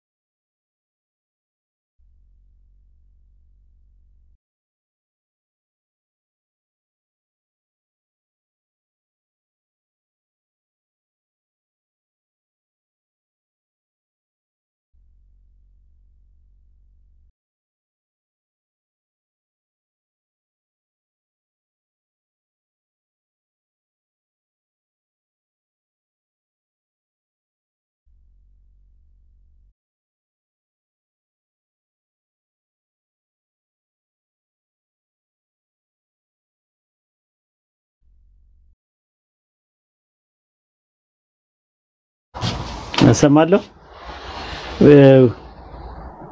ዊዲያን አቤት ኡስታዝ። ኔትወርክ በጣም እያስቸገረኝ ነው የነበረው ማለት ነው። ያወራውሽን ሰማሽኝ? አዎ የሆነ ሰዓት ላይ ድምጽ ተቋርጦ ነበረ። አዎ አይኔ አላቅም ራሱ ምን አይነት ውይይት እንደምታይ የእውቀትሽን ደረጃ ስትወያያች ስለማላቅ አትወያይም ተወያይም ለማለት የሆነ ነገር ይፈልጋል፣ ማወቅ ይፈልጋል። ገብቶሻል? አሁን ስለ ኢምራን ብትጠይቂኝ ኢምራንን አውቀዋለሁ፣ ሲወያይም አውቀዋለሁ፣ የሆነ ነገር እንትን አለ የውይይት አካሄዶችን ምናምን ነገር አውቃለሁ። አንቺ ግን ስትወያይ በቂ እውቀትም ሊኖርሽ ይችላል። ስለዚህ አሁን ምን አስተያየት ልስጥሽ? ኡስታዝ ያንተ በርዕሱ ጉዳይ ማለት ርዕሱ ላይ ነው የመወያየቱ ነገር እንኳን ያው ትምህርት ተምሬያለሁ አልሐምዱሊላህ። ስላሴ ላይ ብዙ ጥናት አድርጌያለሁ። በቃ ካደረግሽ ምንም እንትን የለም። ምንድን ነው ውይይቱ? ስላሴ በባይብል ሲባል ቁርአን ላይ አለ እንዴ ስላሴ? እነሱ የሚያነሱት ሐሳብ አለ። ስላሴ ለመፈለግ አላህ አንድ ነው ሲባል የሚፈለግበት ይሄ የአኺድ ወይም ኢኻድ የሚባለው ነገር አይደለም የሚል ሐሳብ አላቸውና በዛ ጉዳይ እንግዲህ እንትን በይና ተዘጋጅና በቂ ዝግጅት አድርጊና ሌሎች ወንድሞችን ማናገራቸው ዶክሜንት ምናምን እንዲልኩልሽ ከነ አብዱል ከሪም ጋር ከነ ምናምን ጋር ተነጋገሪ፣ ከነ ሳላ ጋር ከነ ኢብራሂም ጋር ከነ ኢምራን ጋር ተነጋገሪና ዶክሜንት ይላኩልሽና አንዳንድ ነገሮችን በቂ ዝግጅት አድርጊ። ለመቼ ነው ያሰብሽው? ነገ 4 ሰዓት ከማታ። እንትን ብለሻል ማለት ነው፣ ዘግይተሻል። ለማንኛውም የት ነው የምትወያዩ? የኮስት ምናምን የሚባለው ነገር አይመከርም። ጭቅጭቅ ነው ያለበት ይሆናል በመሃላችን። በቃ እንደዛ ካለ የውይይት ሰዓት ተደርጎ በደንብ በስነ ስርዓት ፕሬዘንቴሽን የሚቀርብበት ሪባትል ሴሽን የሚኖርበት ከዛ በኋላ ደግሞ ጥያቄና መልስ ሲኖር ዝም ብሎ እንትን መደራረብ ሳይሆን አንድ ጥያቄ ትጠይቂያለሽ፣ ከዛ በኋላ 2 ደቂቃ ለመጠየቅ ከዛ 3 ደቂቃ ደግሞ ያ አካል ለመመለስ በተራ ተገልብጦ ደግሞ 2 ደቂቃ ጥያቄ 3 ደቂቃ ደግሞ ምላሽ እየሰጡ 4 ዙር ከተሄደበት በኋላ ማጠቃለያ ይሰራል፣ በሰላም ያልቃል። ይሄ ኮስት የሚባለው ጭቅጭቅ ነው። ዝም ብሎ 15 ደቂቃ ይሰጣል። ዝም ብሎ በቃ የለህም መልስ የለህም ምናምን። ይሄ እኮ መከባበር አይደለም። የለህም መልስ የለህም በቃ አልመለስኩም። ይሄ ምንድነው ጥቅሙ?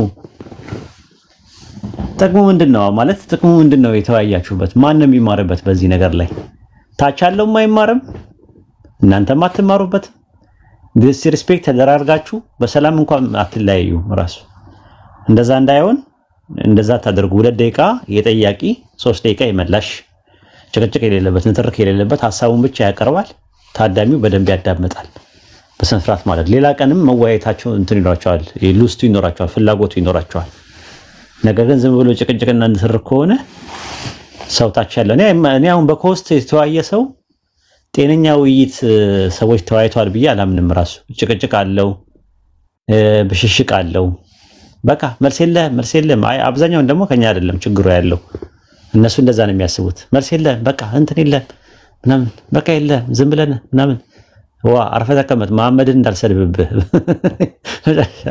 የሆነ ሲያቅታቸው አርፈህ ተቀመጥ፣ ያው መሐመድን ነው የምሰድብብህ፣ አስቀይምሃለሁ፣ መሐመድን ነው የምሰድብብህ፣ አላህን ነው የምሰድብብህ ይላል። ክርስቲያኖች የሚያስፈራሩት በዚህ ነው። አላህን ነው የምሰድብብህ፣ አርፈህ ተቀመጥ። ይሳቅ አይታችኋል? ውይይት ላይ ያጋጠመኝ እንደዛ ነው። ተወያይተው ከዛ አንደኛው መበሻሸቁን ይጀምሩትና ከዛ ልክ ሲያቀታቸው አርፈህ ተቀመጥ፣ አስቀይምሃለሁ፣ አላህን ነው የምሰድብብህ ይላል፣ መሐመድን ነው የምሰድብብህ ይላል። ከእንደዚህ አይነት ሰው ጋር የህፃን አይነት ወሬ ነው የሚሆነው ማለት ነው። ኤብሮ አንድ ጊዜ ሲወያይ እንደዛ ነው ያለው። መጀመሪያ ራሱ ጀመረው እያላገጠ እየሳቀ ምናምን ነገር እያላገጠ አንዱ ከኤብሮ ጋር ሲወያይ ያላገጠበታል ኤብሮ ላይ እና ከዛ በኋላ ልክ በቂ እንትን ሲሰጠው አስቀይምሃለሁ፣ መሐመድን ነው የምሰድብብህ ከአንድ አፖሎጂስት ከሚባል ሰው ማለት ነው። እና አላህን ነው የምሰድብብህ እና የህፃናቶች ናቸው፣ በጣም እንትኖች ናቸው። የኛ ልጆች ማሻአላ ጎበዞች ናቸው።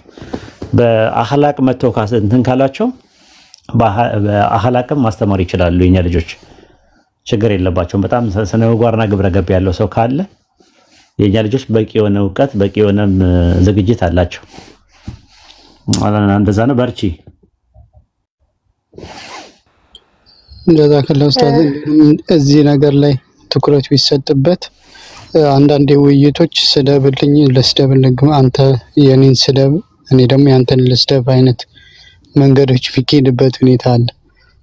የሆነ አላህን ስደብ ከዛ እኔ ደግሞ ያንተን ነብይ ሰድባለሁ። በዚህ መልኩ ውይይቶችን የማስቀጠል ነገር አለ። ይሄ ነገር መታሰብ አለበት። እንደዚህ አይነት ውይይቶች ከማስተማር ይልቅ ስድድብና አስቀያሚ ወደ ሁኔታ ነው የሚሄደውና ውይይቶች ክብብር ሊኖር ይገባል። እኔ እነሱን አክብሬ እነሱም የኔን አክብረው ሳንሰዳደብ ትምህርታችን ተምረን መሄድ አለብን እንጂ አላህና መልእክተኛውን ስደብ እኔ ደግሞ ያንተን እየሰደብኩኝ እንቀጥል የሚል ነገር በጣም አስቀያሚ የሆነ ነገር ነው።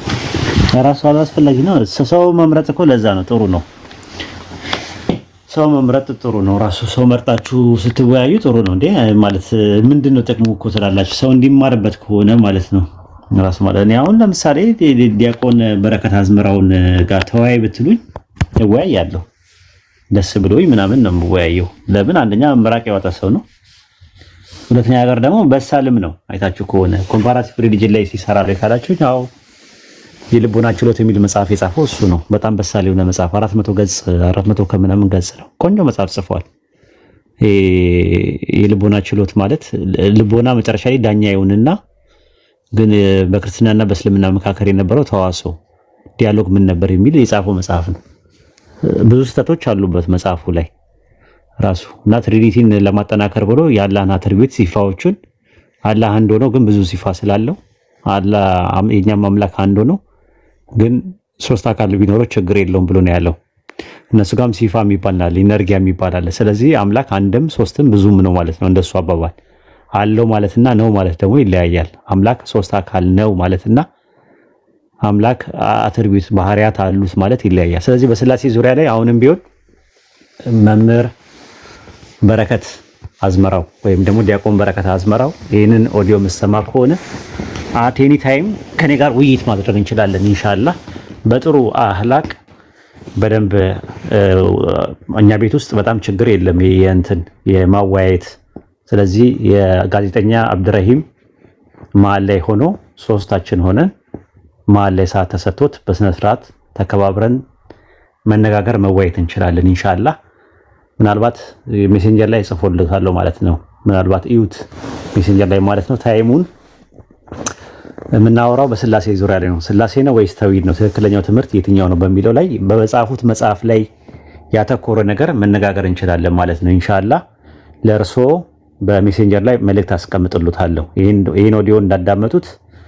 አይ ቲንክ በቀጥታ አናግሮታለሁ እኔ ማለት ነው ተደዋውለን መነጋገር እንችላለን በጣም ስነ ስርዓት ባለው በበሰለ አኳኋን ሰዎች ሊማሩበት በሚችል መናናቅ በሌለበት ነገር አንድ አወያይ አስቀምጠን ዲስከስ ማድረግ እንችላለን ማለት ነው አይ ቲንክ ከሁሉም በእውቀት እርሶ ይበልጣሉ ብዬ ስለማስብ ነው አሁን ካሉት እዚህ ቲክቶክ ላይ ካሉ ሰዎች የበለጠ እውቀት የበለጠ ብስለት የበለጠ መረጋጋት እርሶ ላይ ስላየን እርሶ መርጠኖታል ስለዚህ ከእርሶ ጋር ውይይት ማድረግ ኢንሻአላህ እንችላለን ማለት ነው ጥሩ ጊዜ እንደሚኖረን ተስፋ አለኝ ኢንሻአላህ ሲሰሙት ይሄንን ኦዲዮ አጠቃላይ ሜሴንጀር ላይ ሜሴንጀሮትን ቼክ አድርጉ ጽፍሎታል ዛሬ ማታ ኢንሻአላህ ይሄን ይመስላል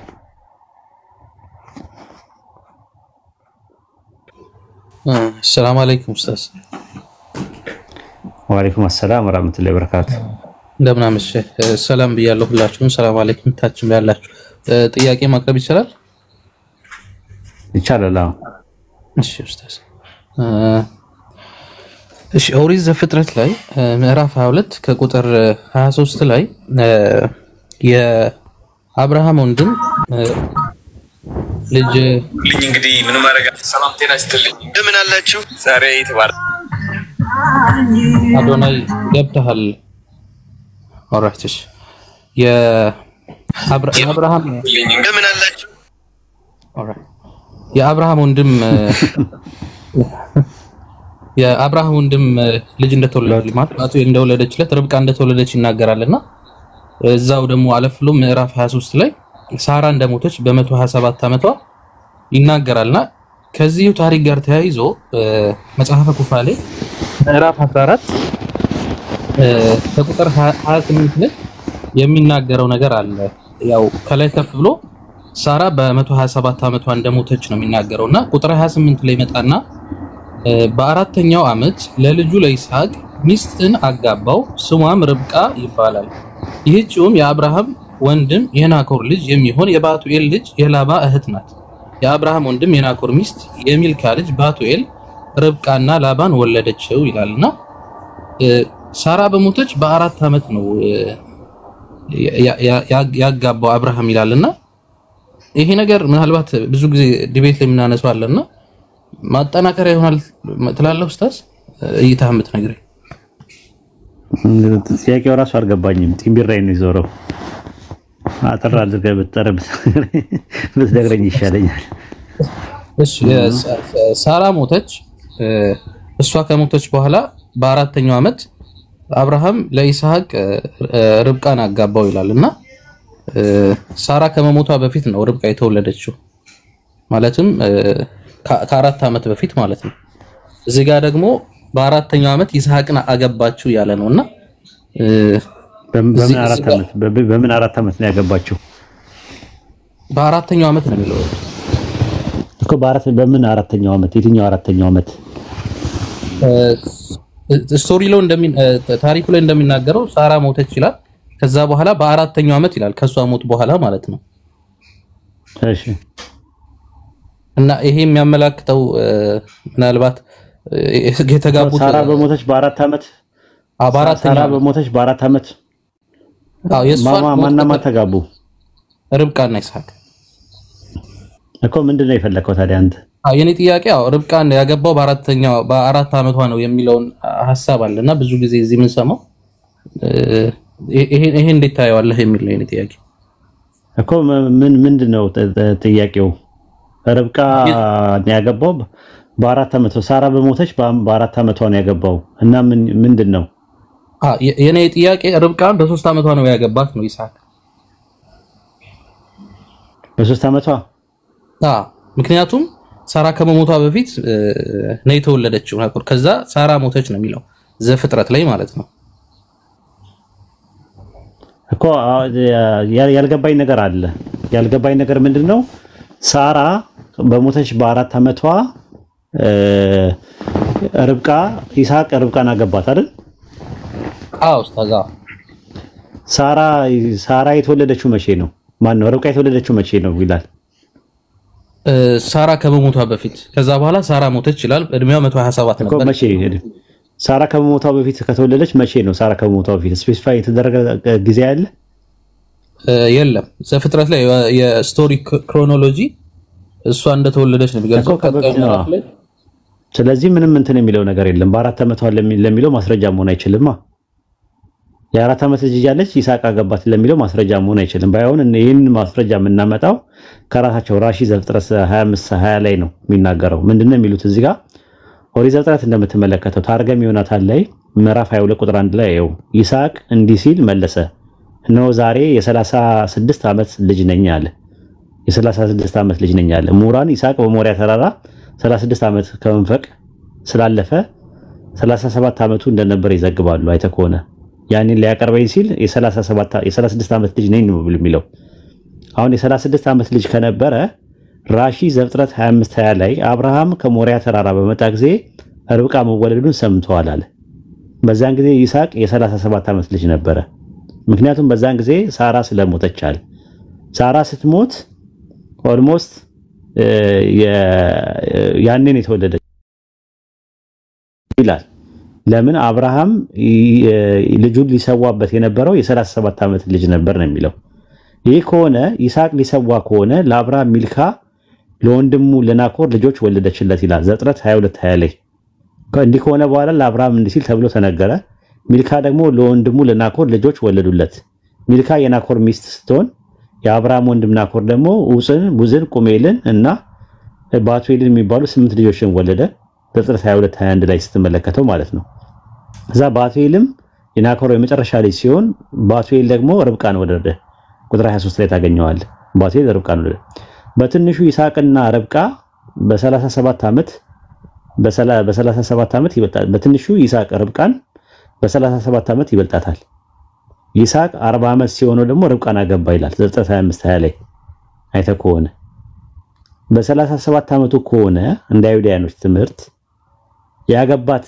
ይስሐቅ ርብቃን ያገባት በ3 ዓመቷ ነው እንደዛ ከሆነ ከ40 ላይ 37 ሲቀንስ 3 ዓመት ነው የሚሆነው ወይም ደግሞ ከ40 ላይ 36 ሲቀንስ 4 ዓመት ነው የሚሆነው ከዛ ከጋብቻ በኋላም በተራክቦ ለመራከብ የነበረው የጊዜ ክፍተት ደግሞ 3 ዓመት እንደነበረ በራሺ ዘፍጥረት ላይ ይገኛል ራሺ ዘፍጥረት ምዕራፍ 25 ቁጥር 20 ላይ ለጋብቻው ብቁ እስክትሆን ድረስ 3 ዓመት ጠበቀ ይላል ከዛ ደረሰባት ይላል that means በ7 ዓመቷ ነው የደረሰባት ራሱ ማለት ነው በ4 ዓመቷ ተጋባች 7 ዓመት ሲሞላት ደረሰባት ይሄንን ነው የሚያሳየው ማለት ነው ከዛ በኋላ ዘፍጥረት 25:21 ላይ ይስሐቅም ለሚስቱ ወደ ያህዌ ጸለየ መካን ነበረችና ያህዌ ተለመነው ርብቃም ሚስቱም ጸነሰች ይላል በ7 ዓመቷ ነው የደረሰባት ወይም ተራክቦ ያደረጉት ማለት ነው ይሄን ነው የማቀው አሁን ምንድነው አርጊመንት ስታመጣ ሳራ ከመሞቷ በፊት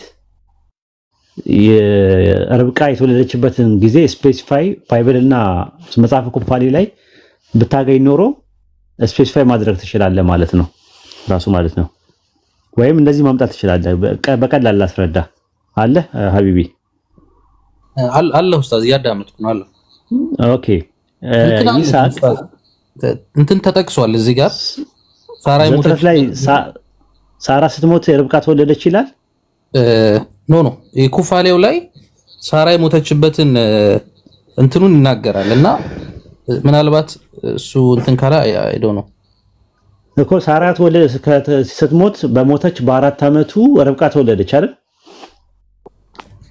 ኖ እዚህኛው ላይ ምንድነው የሚለው ኩፋሌ ላይ ሳራ ትሞታለች ከሞተች በኋላ ሳራ በ4ኛው ዓመት ርብቃና ይስሐቅ እንደተጋቡ ነው የሚያሳየው ኦኬ ሳራ በሞተች በ4 ዓመቱ ከተጋቡ አሁን መያዝ ያለብህ ይስሐቅ እናቱ ስትሞት የስንት ዓመት ሰው ነበረ በባይብል ወይ በኩፋሌ?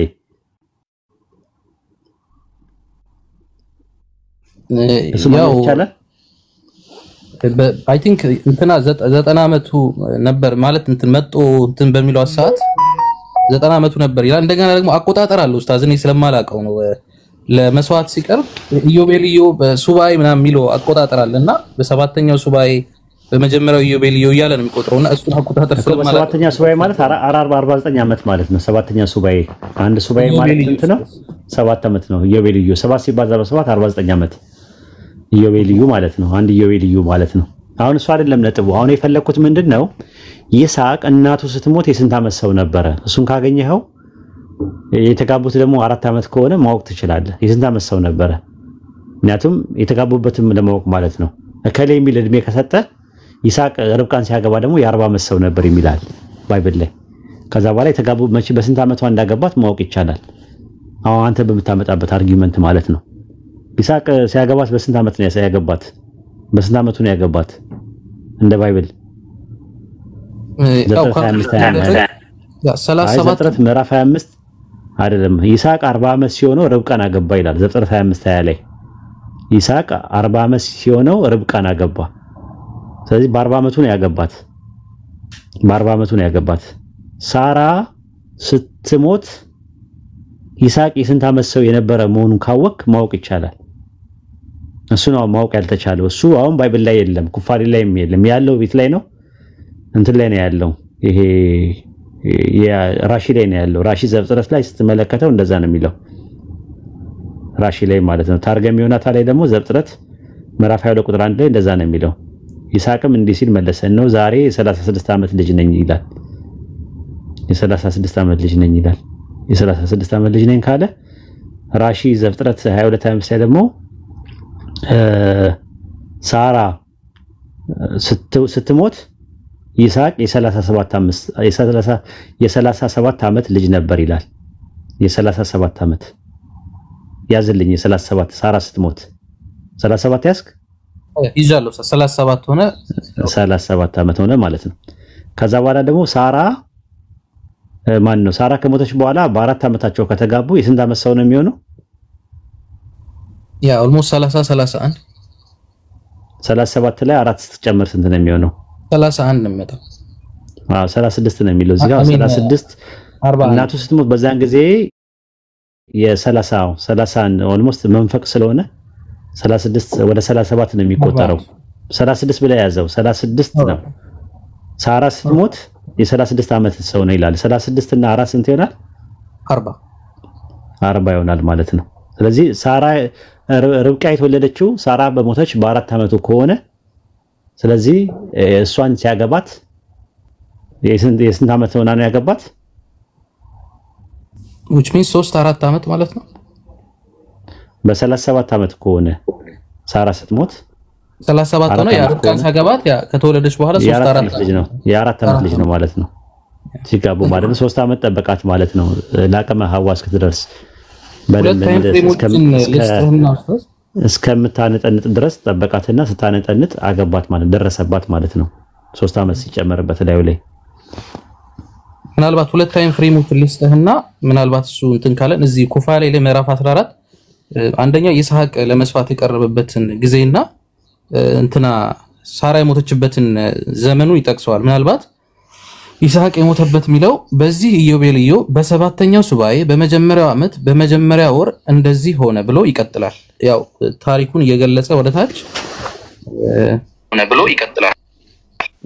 መስዋዕት ሊያደርገው ይዞት እንደወጣ ምናምን ይናገራልና ወደታች ደግሞ ስንወርድ አይ ቲንክ ቁጥር 22 ላይ መሰለኝ ቁጥር 22 ላይ ደግሞ ምን ይላል? በዚህ ኢዮቤልዩ በሶስተኛው ሱባኤ በሚቆጠር በመጀመሪያው ዓመት ሳራ በህይወት የኖረችበት ዘመን ተፈጸመ፣ በኬብሮን ሞተች ይላል። እስቲ እናየዋለን እናጠናዋለን። እኔ አሁን በኩፋሌን ይዤ አላየሁትም። ምዕራፍ ስንት ነው ኩፋሌ? 14 አያዋለሁ አጠናዋለሁ ኢንሻአላህ። አዲስም ስለሆነ አዲስ ዕውቀት ነው ማለት ነው። አያውና እንትን ለዋለሁ አነጻጽረዋለሁ። እሺ ኡስታዝ እዚህ ጋር አንድ ጥያቄ እንጠይቅ። ጠይቅ። እንትን እስኪ የሶስት ኢዮቤልዩ የአንድ ሱባኤና የአንድ አመት ሰው ስንት ማለት ነው? ርብቃ ስትሞት እድሜዋ እንደዚህ ኢዮቤልዩ ማለት አንድ ኢዮቤልዩ 49 አመት ነው የሚመስለኝ ራሱ። ምክንያቱም ኢዮቤልዩ ማለት 50ኛ አመት ማለት ነው። 50ኛ አመት እሱ ነው ማቀው ነው። እዚህ ያስረዳል። ሳራ በሞተች ጊዜ 27 አመቷ ነበር ብሎ 127 ነበር ብሎ 127 ስንት እንደሆነ አብራርቶ አስቀምጦታል። ላይክ ሁለት ኢዮቤልዩ 4 ሱባኤና 1 አመት ብሎ ነው ያስቀምጠው። ምን ላይ ነው ነገ የሚለው? ሶስት ኢዮቤልዩ ነው። ቆይ እስኪ አንዴ ቀበራት መጽሐፍ ኩፋሌ ምዕራፍ 25 ቁጥር 32 ላይ በዚያችም ሌሊት የሶስት ኢዮቤልዩ የአንድ ሱባኤና የአንድ አመት ሰው የነበረችው ርብቃ ሞተች ይላል። እዚህ ቁጥር 26 ምን ይላል? ምዕራፍ 14 ላይ ከዚህ በኋላ እጥፍነት ባላት ዋሻ ሬሳዋ ቀበረ። ሳራ በህይወት የኖረችበት መላ ዘመኗ 127ም ሆነ። እነዚህም 2 ኢዮቤልዩ 4 ሱባኤና 1 አመት ናቸው አለ። እነዚህ ሲደመሩ 49 እና 49 98 4 ሱባኤ ማለት 28 ማለት ነው። 1 አመት ሲደመር 29 98 እና 29 100 አይ ቲንክ 27 ነው የሚመጣው። which means ኢዮቤልዩ አንድ ኢዮቤልዩ ያው አንድ ጁብሊ ማለት በእንግሊዝኛ ጁብሊ የምንለው ወይም ዮቬል የምንለው በዕብራይስጥ 50 አመት ነው የሚሆነው ኢዮቤልዩ ማለት ነው በእንትን ማለት ነው። እና 7 ጊዜ 7 ሲሆን ሰባቲክ የሆነ ይርስ የሚባሉት እንደዛ ናቸው። 7 ሲባዛ በ7 49 ነው 50 አመት ነው የሚባለው። ስለዚህ አንድ ኢዮቤልዩ ነው ያለው እዛ ላይ አሁን ያየው በላይ ቁጥር 26 ላይ የሚለው 2 ኢዮቤልዩ ነው የሚለው which means 49 እና 49 አመት ማለት ነው። 98 አመት በላይ ያዘ 100 አመት በላይ ያዘ። እሺ ቀጥል። ከዛ 4 ሱባኤ 4 ሱባኤ ማለት ጀስት አንድ ሱባኤ 7 ነው። 7 ሲባዛ በ7 14 28 128 ይሆናል። 129 ያ 129 ነው። ግን ያው ሱባኤው 49 ከመጣ ነው 127 የሚሆነው። ምክንያቱም 127 ስንት አመት ይላል እዛው ላይ ቁጥሩ የቁጥሩ መጠን እድሜዋ 127 ነው ይልና ከዛ ይሄ 127 ማለት አለና 2 ኢዮቤልዩ 4 ሱባኤና 1 አመት ናቸው አለ። ስለዚህ ምን ታረጋለህ? 49 እና 49 ስንት ይሆናል? 98 ይሆናል አይደል? 98 ላይ አንድ ስንት ነው ያለ? አንድ ሱባኤ ነው ያለ? 4 ሱባኤ which means 28 ማለት ነው። 28 ስታረጋው ስንት ይሆናል? 28 ሲሆን 126 ይሆናል። ከዛ 1 አመት አለ which means 127 ሊሆን ይችላል። አዎ ልክ ናቸው። anyways ጨርሻለሁ ነው ጀዛከላህ ወያከላ ያው እንትን ነው ኩፋሌ ላይ አብዛኛውን ነገሮች እኔ እንትን ነው ያው ስለማይቀበሏቸው አብዛኛውን ፐርሰንት ብዙ በዛ ዙሪያ ላይ እንትን አልኩም። ግን አንዳንድ ነገሮች ይጠቀማሉ ሰዎች እንትን ሲሉ ኮሜንት ሲያደርጉ ማለት ነው። ተነገራችሁ ላይ ታች ስቶር ርብቃ የወለደችበትንም ዘመንም ያስቀምጣል። የወለደችበትን ሁለተኛው ሱባኤ ዘመን በስድስተኛው ሱባኤ እያለ የወለደችበትንም ዘመን ይጠቅሳል። ማለት የወለደችበትን ሳይሆን የፈለኩት ይስሐቅ እናቱ ስትሞት የስንት ዓመት የሆነችበትን ካለ እሱ ላይ ትነግረኛለህ ኢንሻአላህ። እስኪ ከዛ በኋላ ሱባኤው ካልኩሌት ኦርቶዶክስ ከዛ በኋላ እንትን ማለት አይችልም። በጋብቻ ዙሪያ ላይ ምንም ጥያቄ ማንሳት አይችሉም ራሱ ኢንሻአላህ። እስኪ እሺ ኡስታዝ ጀዛከላህ ለውረድ በቃ ነው ጥያቄ አለኝ። ክብረት ናስቲ 37 ያልክበትን እኔ ከአይሁዶች ነው ከባይብል አላገኘውም። ክብረታችን ናስቲ ኦኬ የሆነስ እንግዳ ገብቷል። አሪዮስ ነው ምናምን አሪዮስ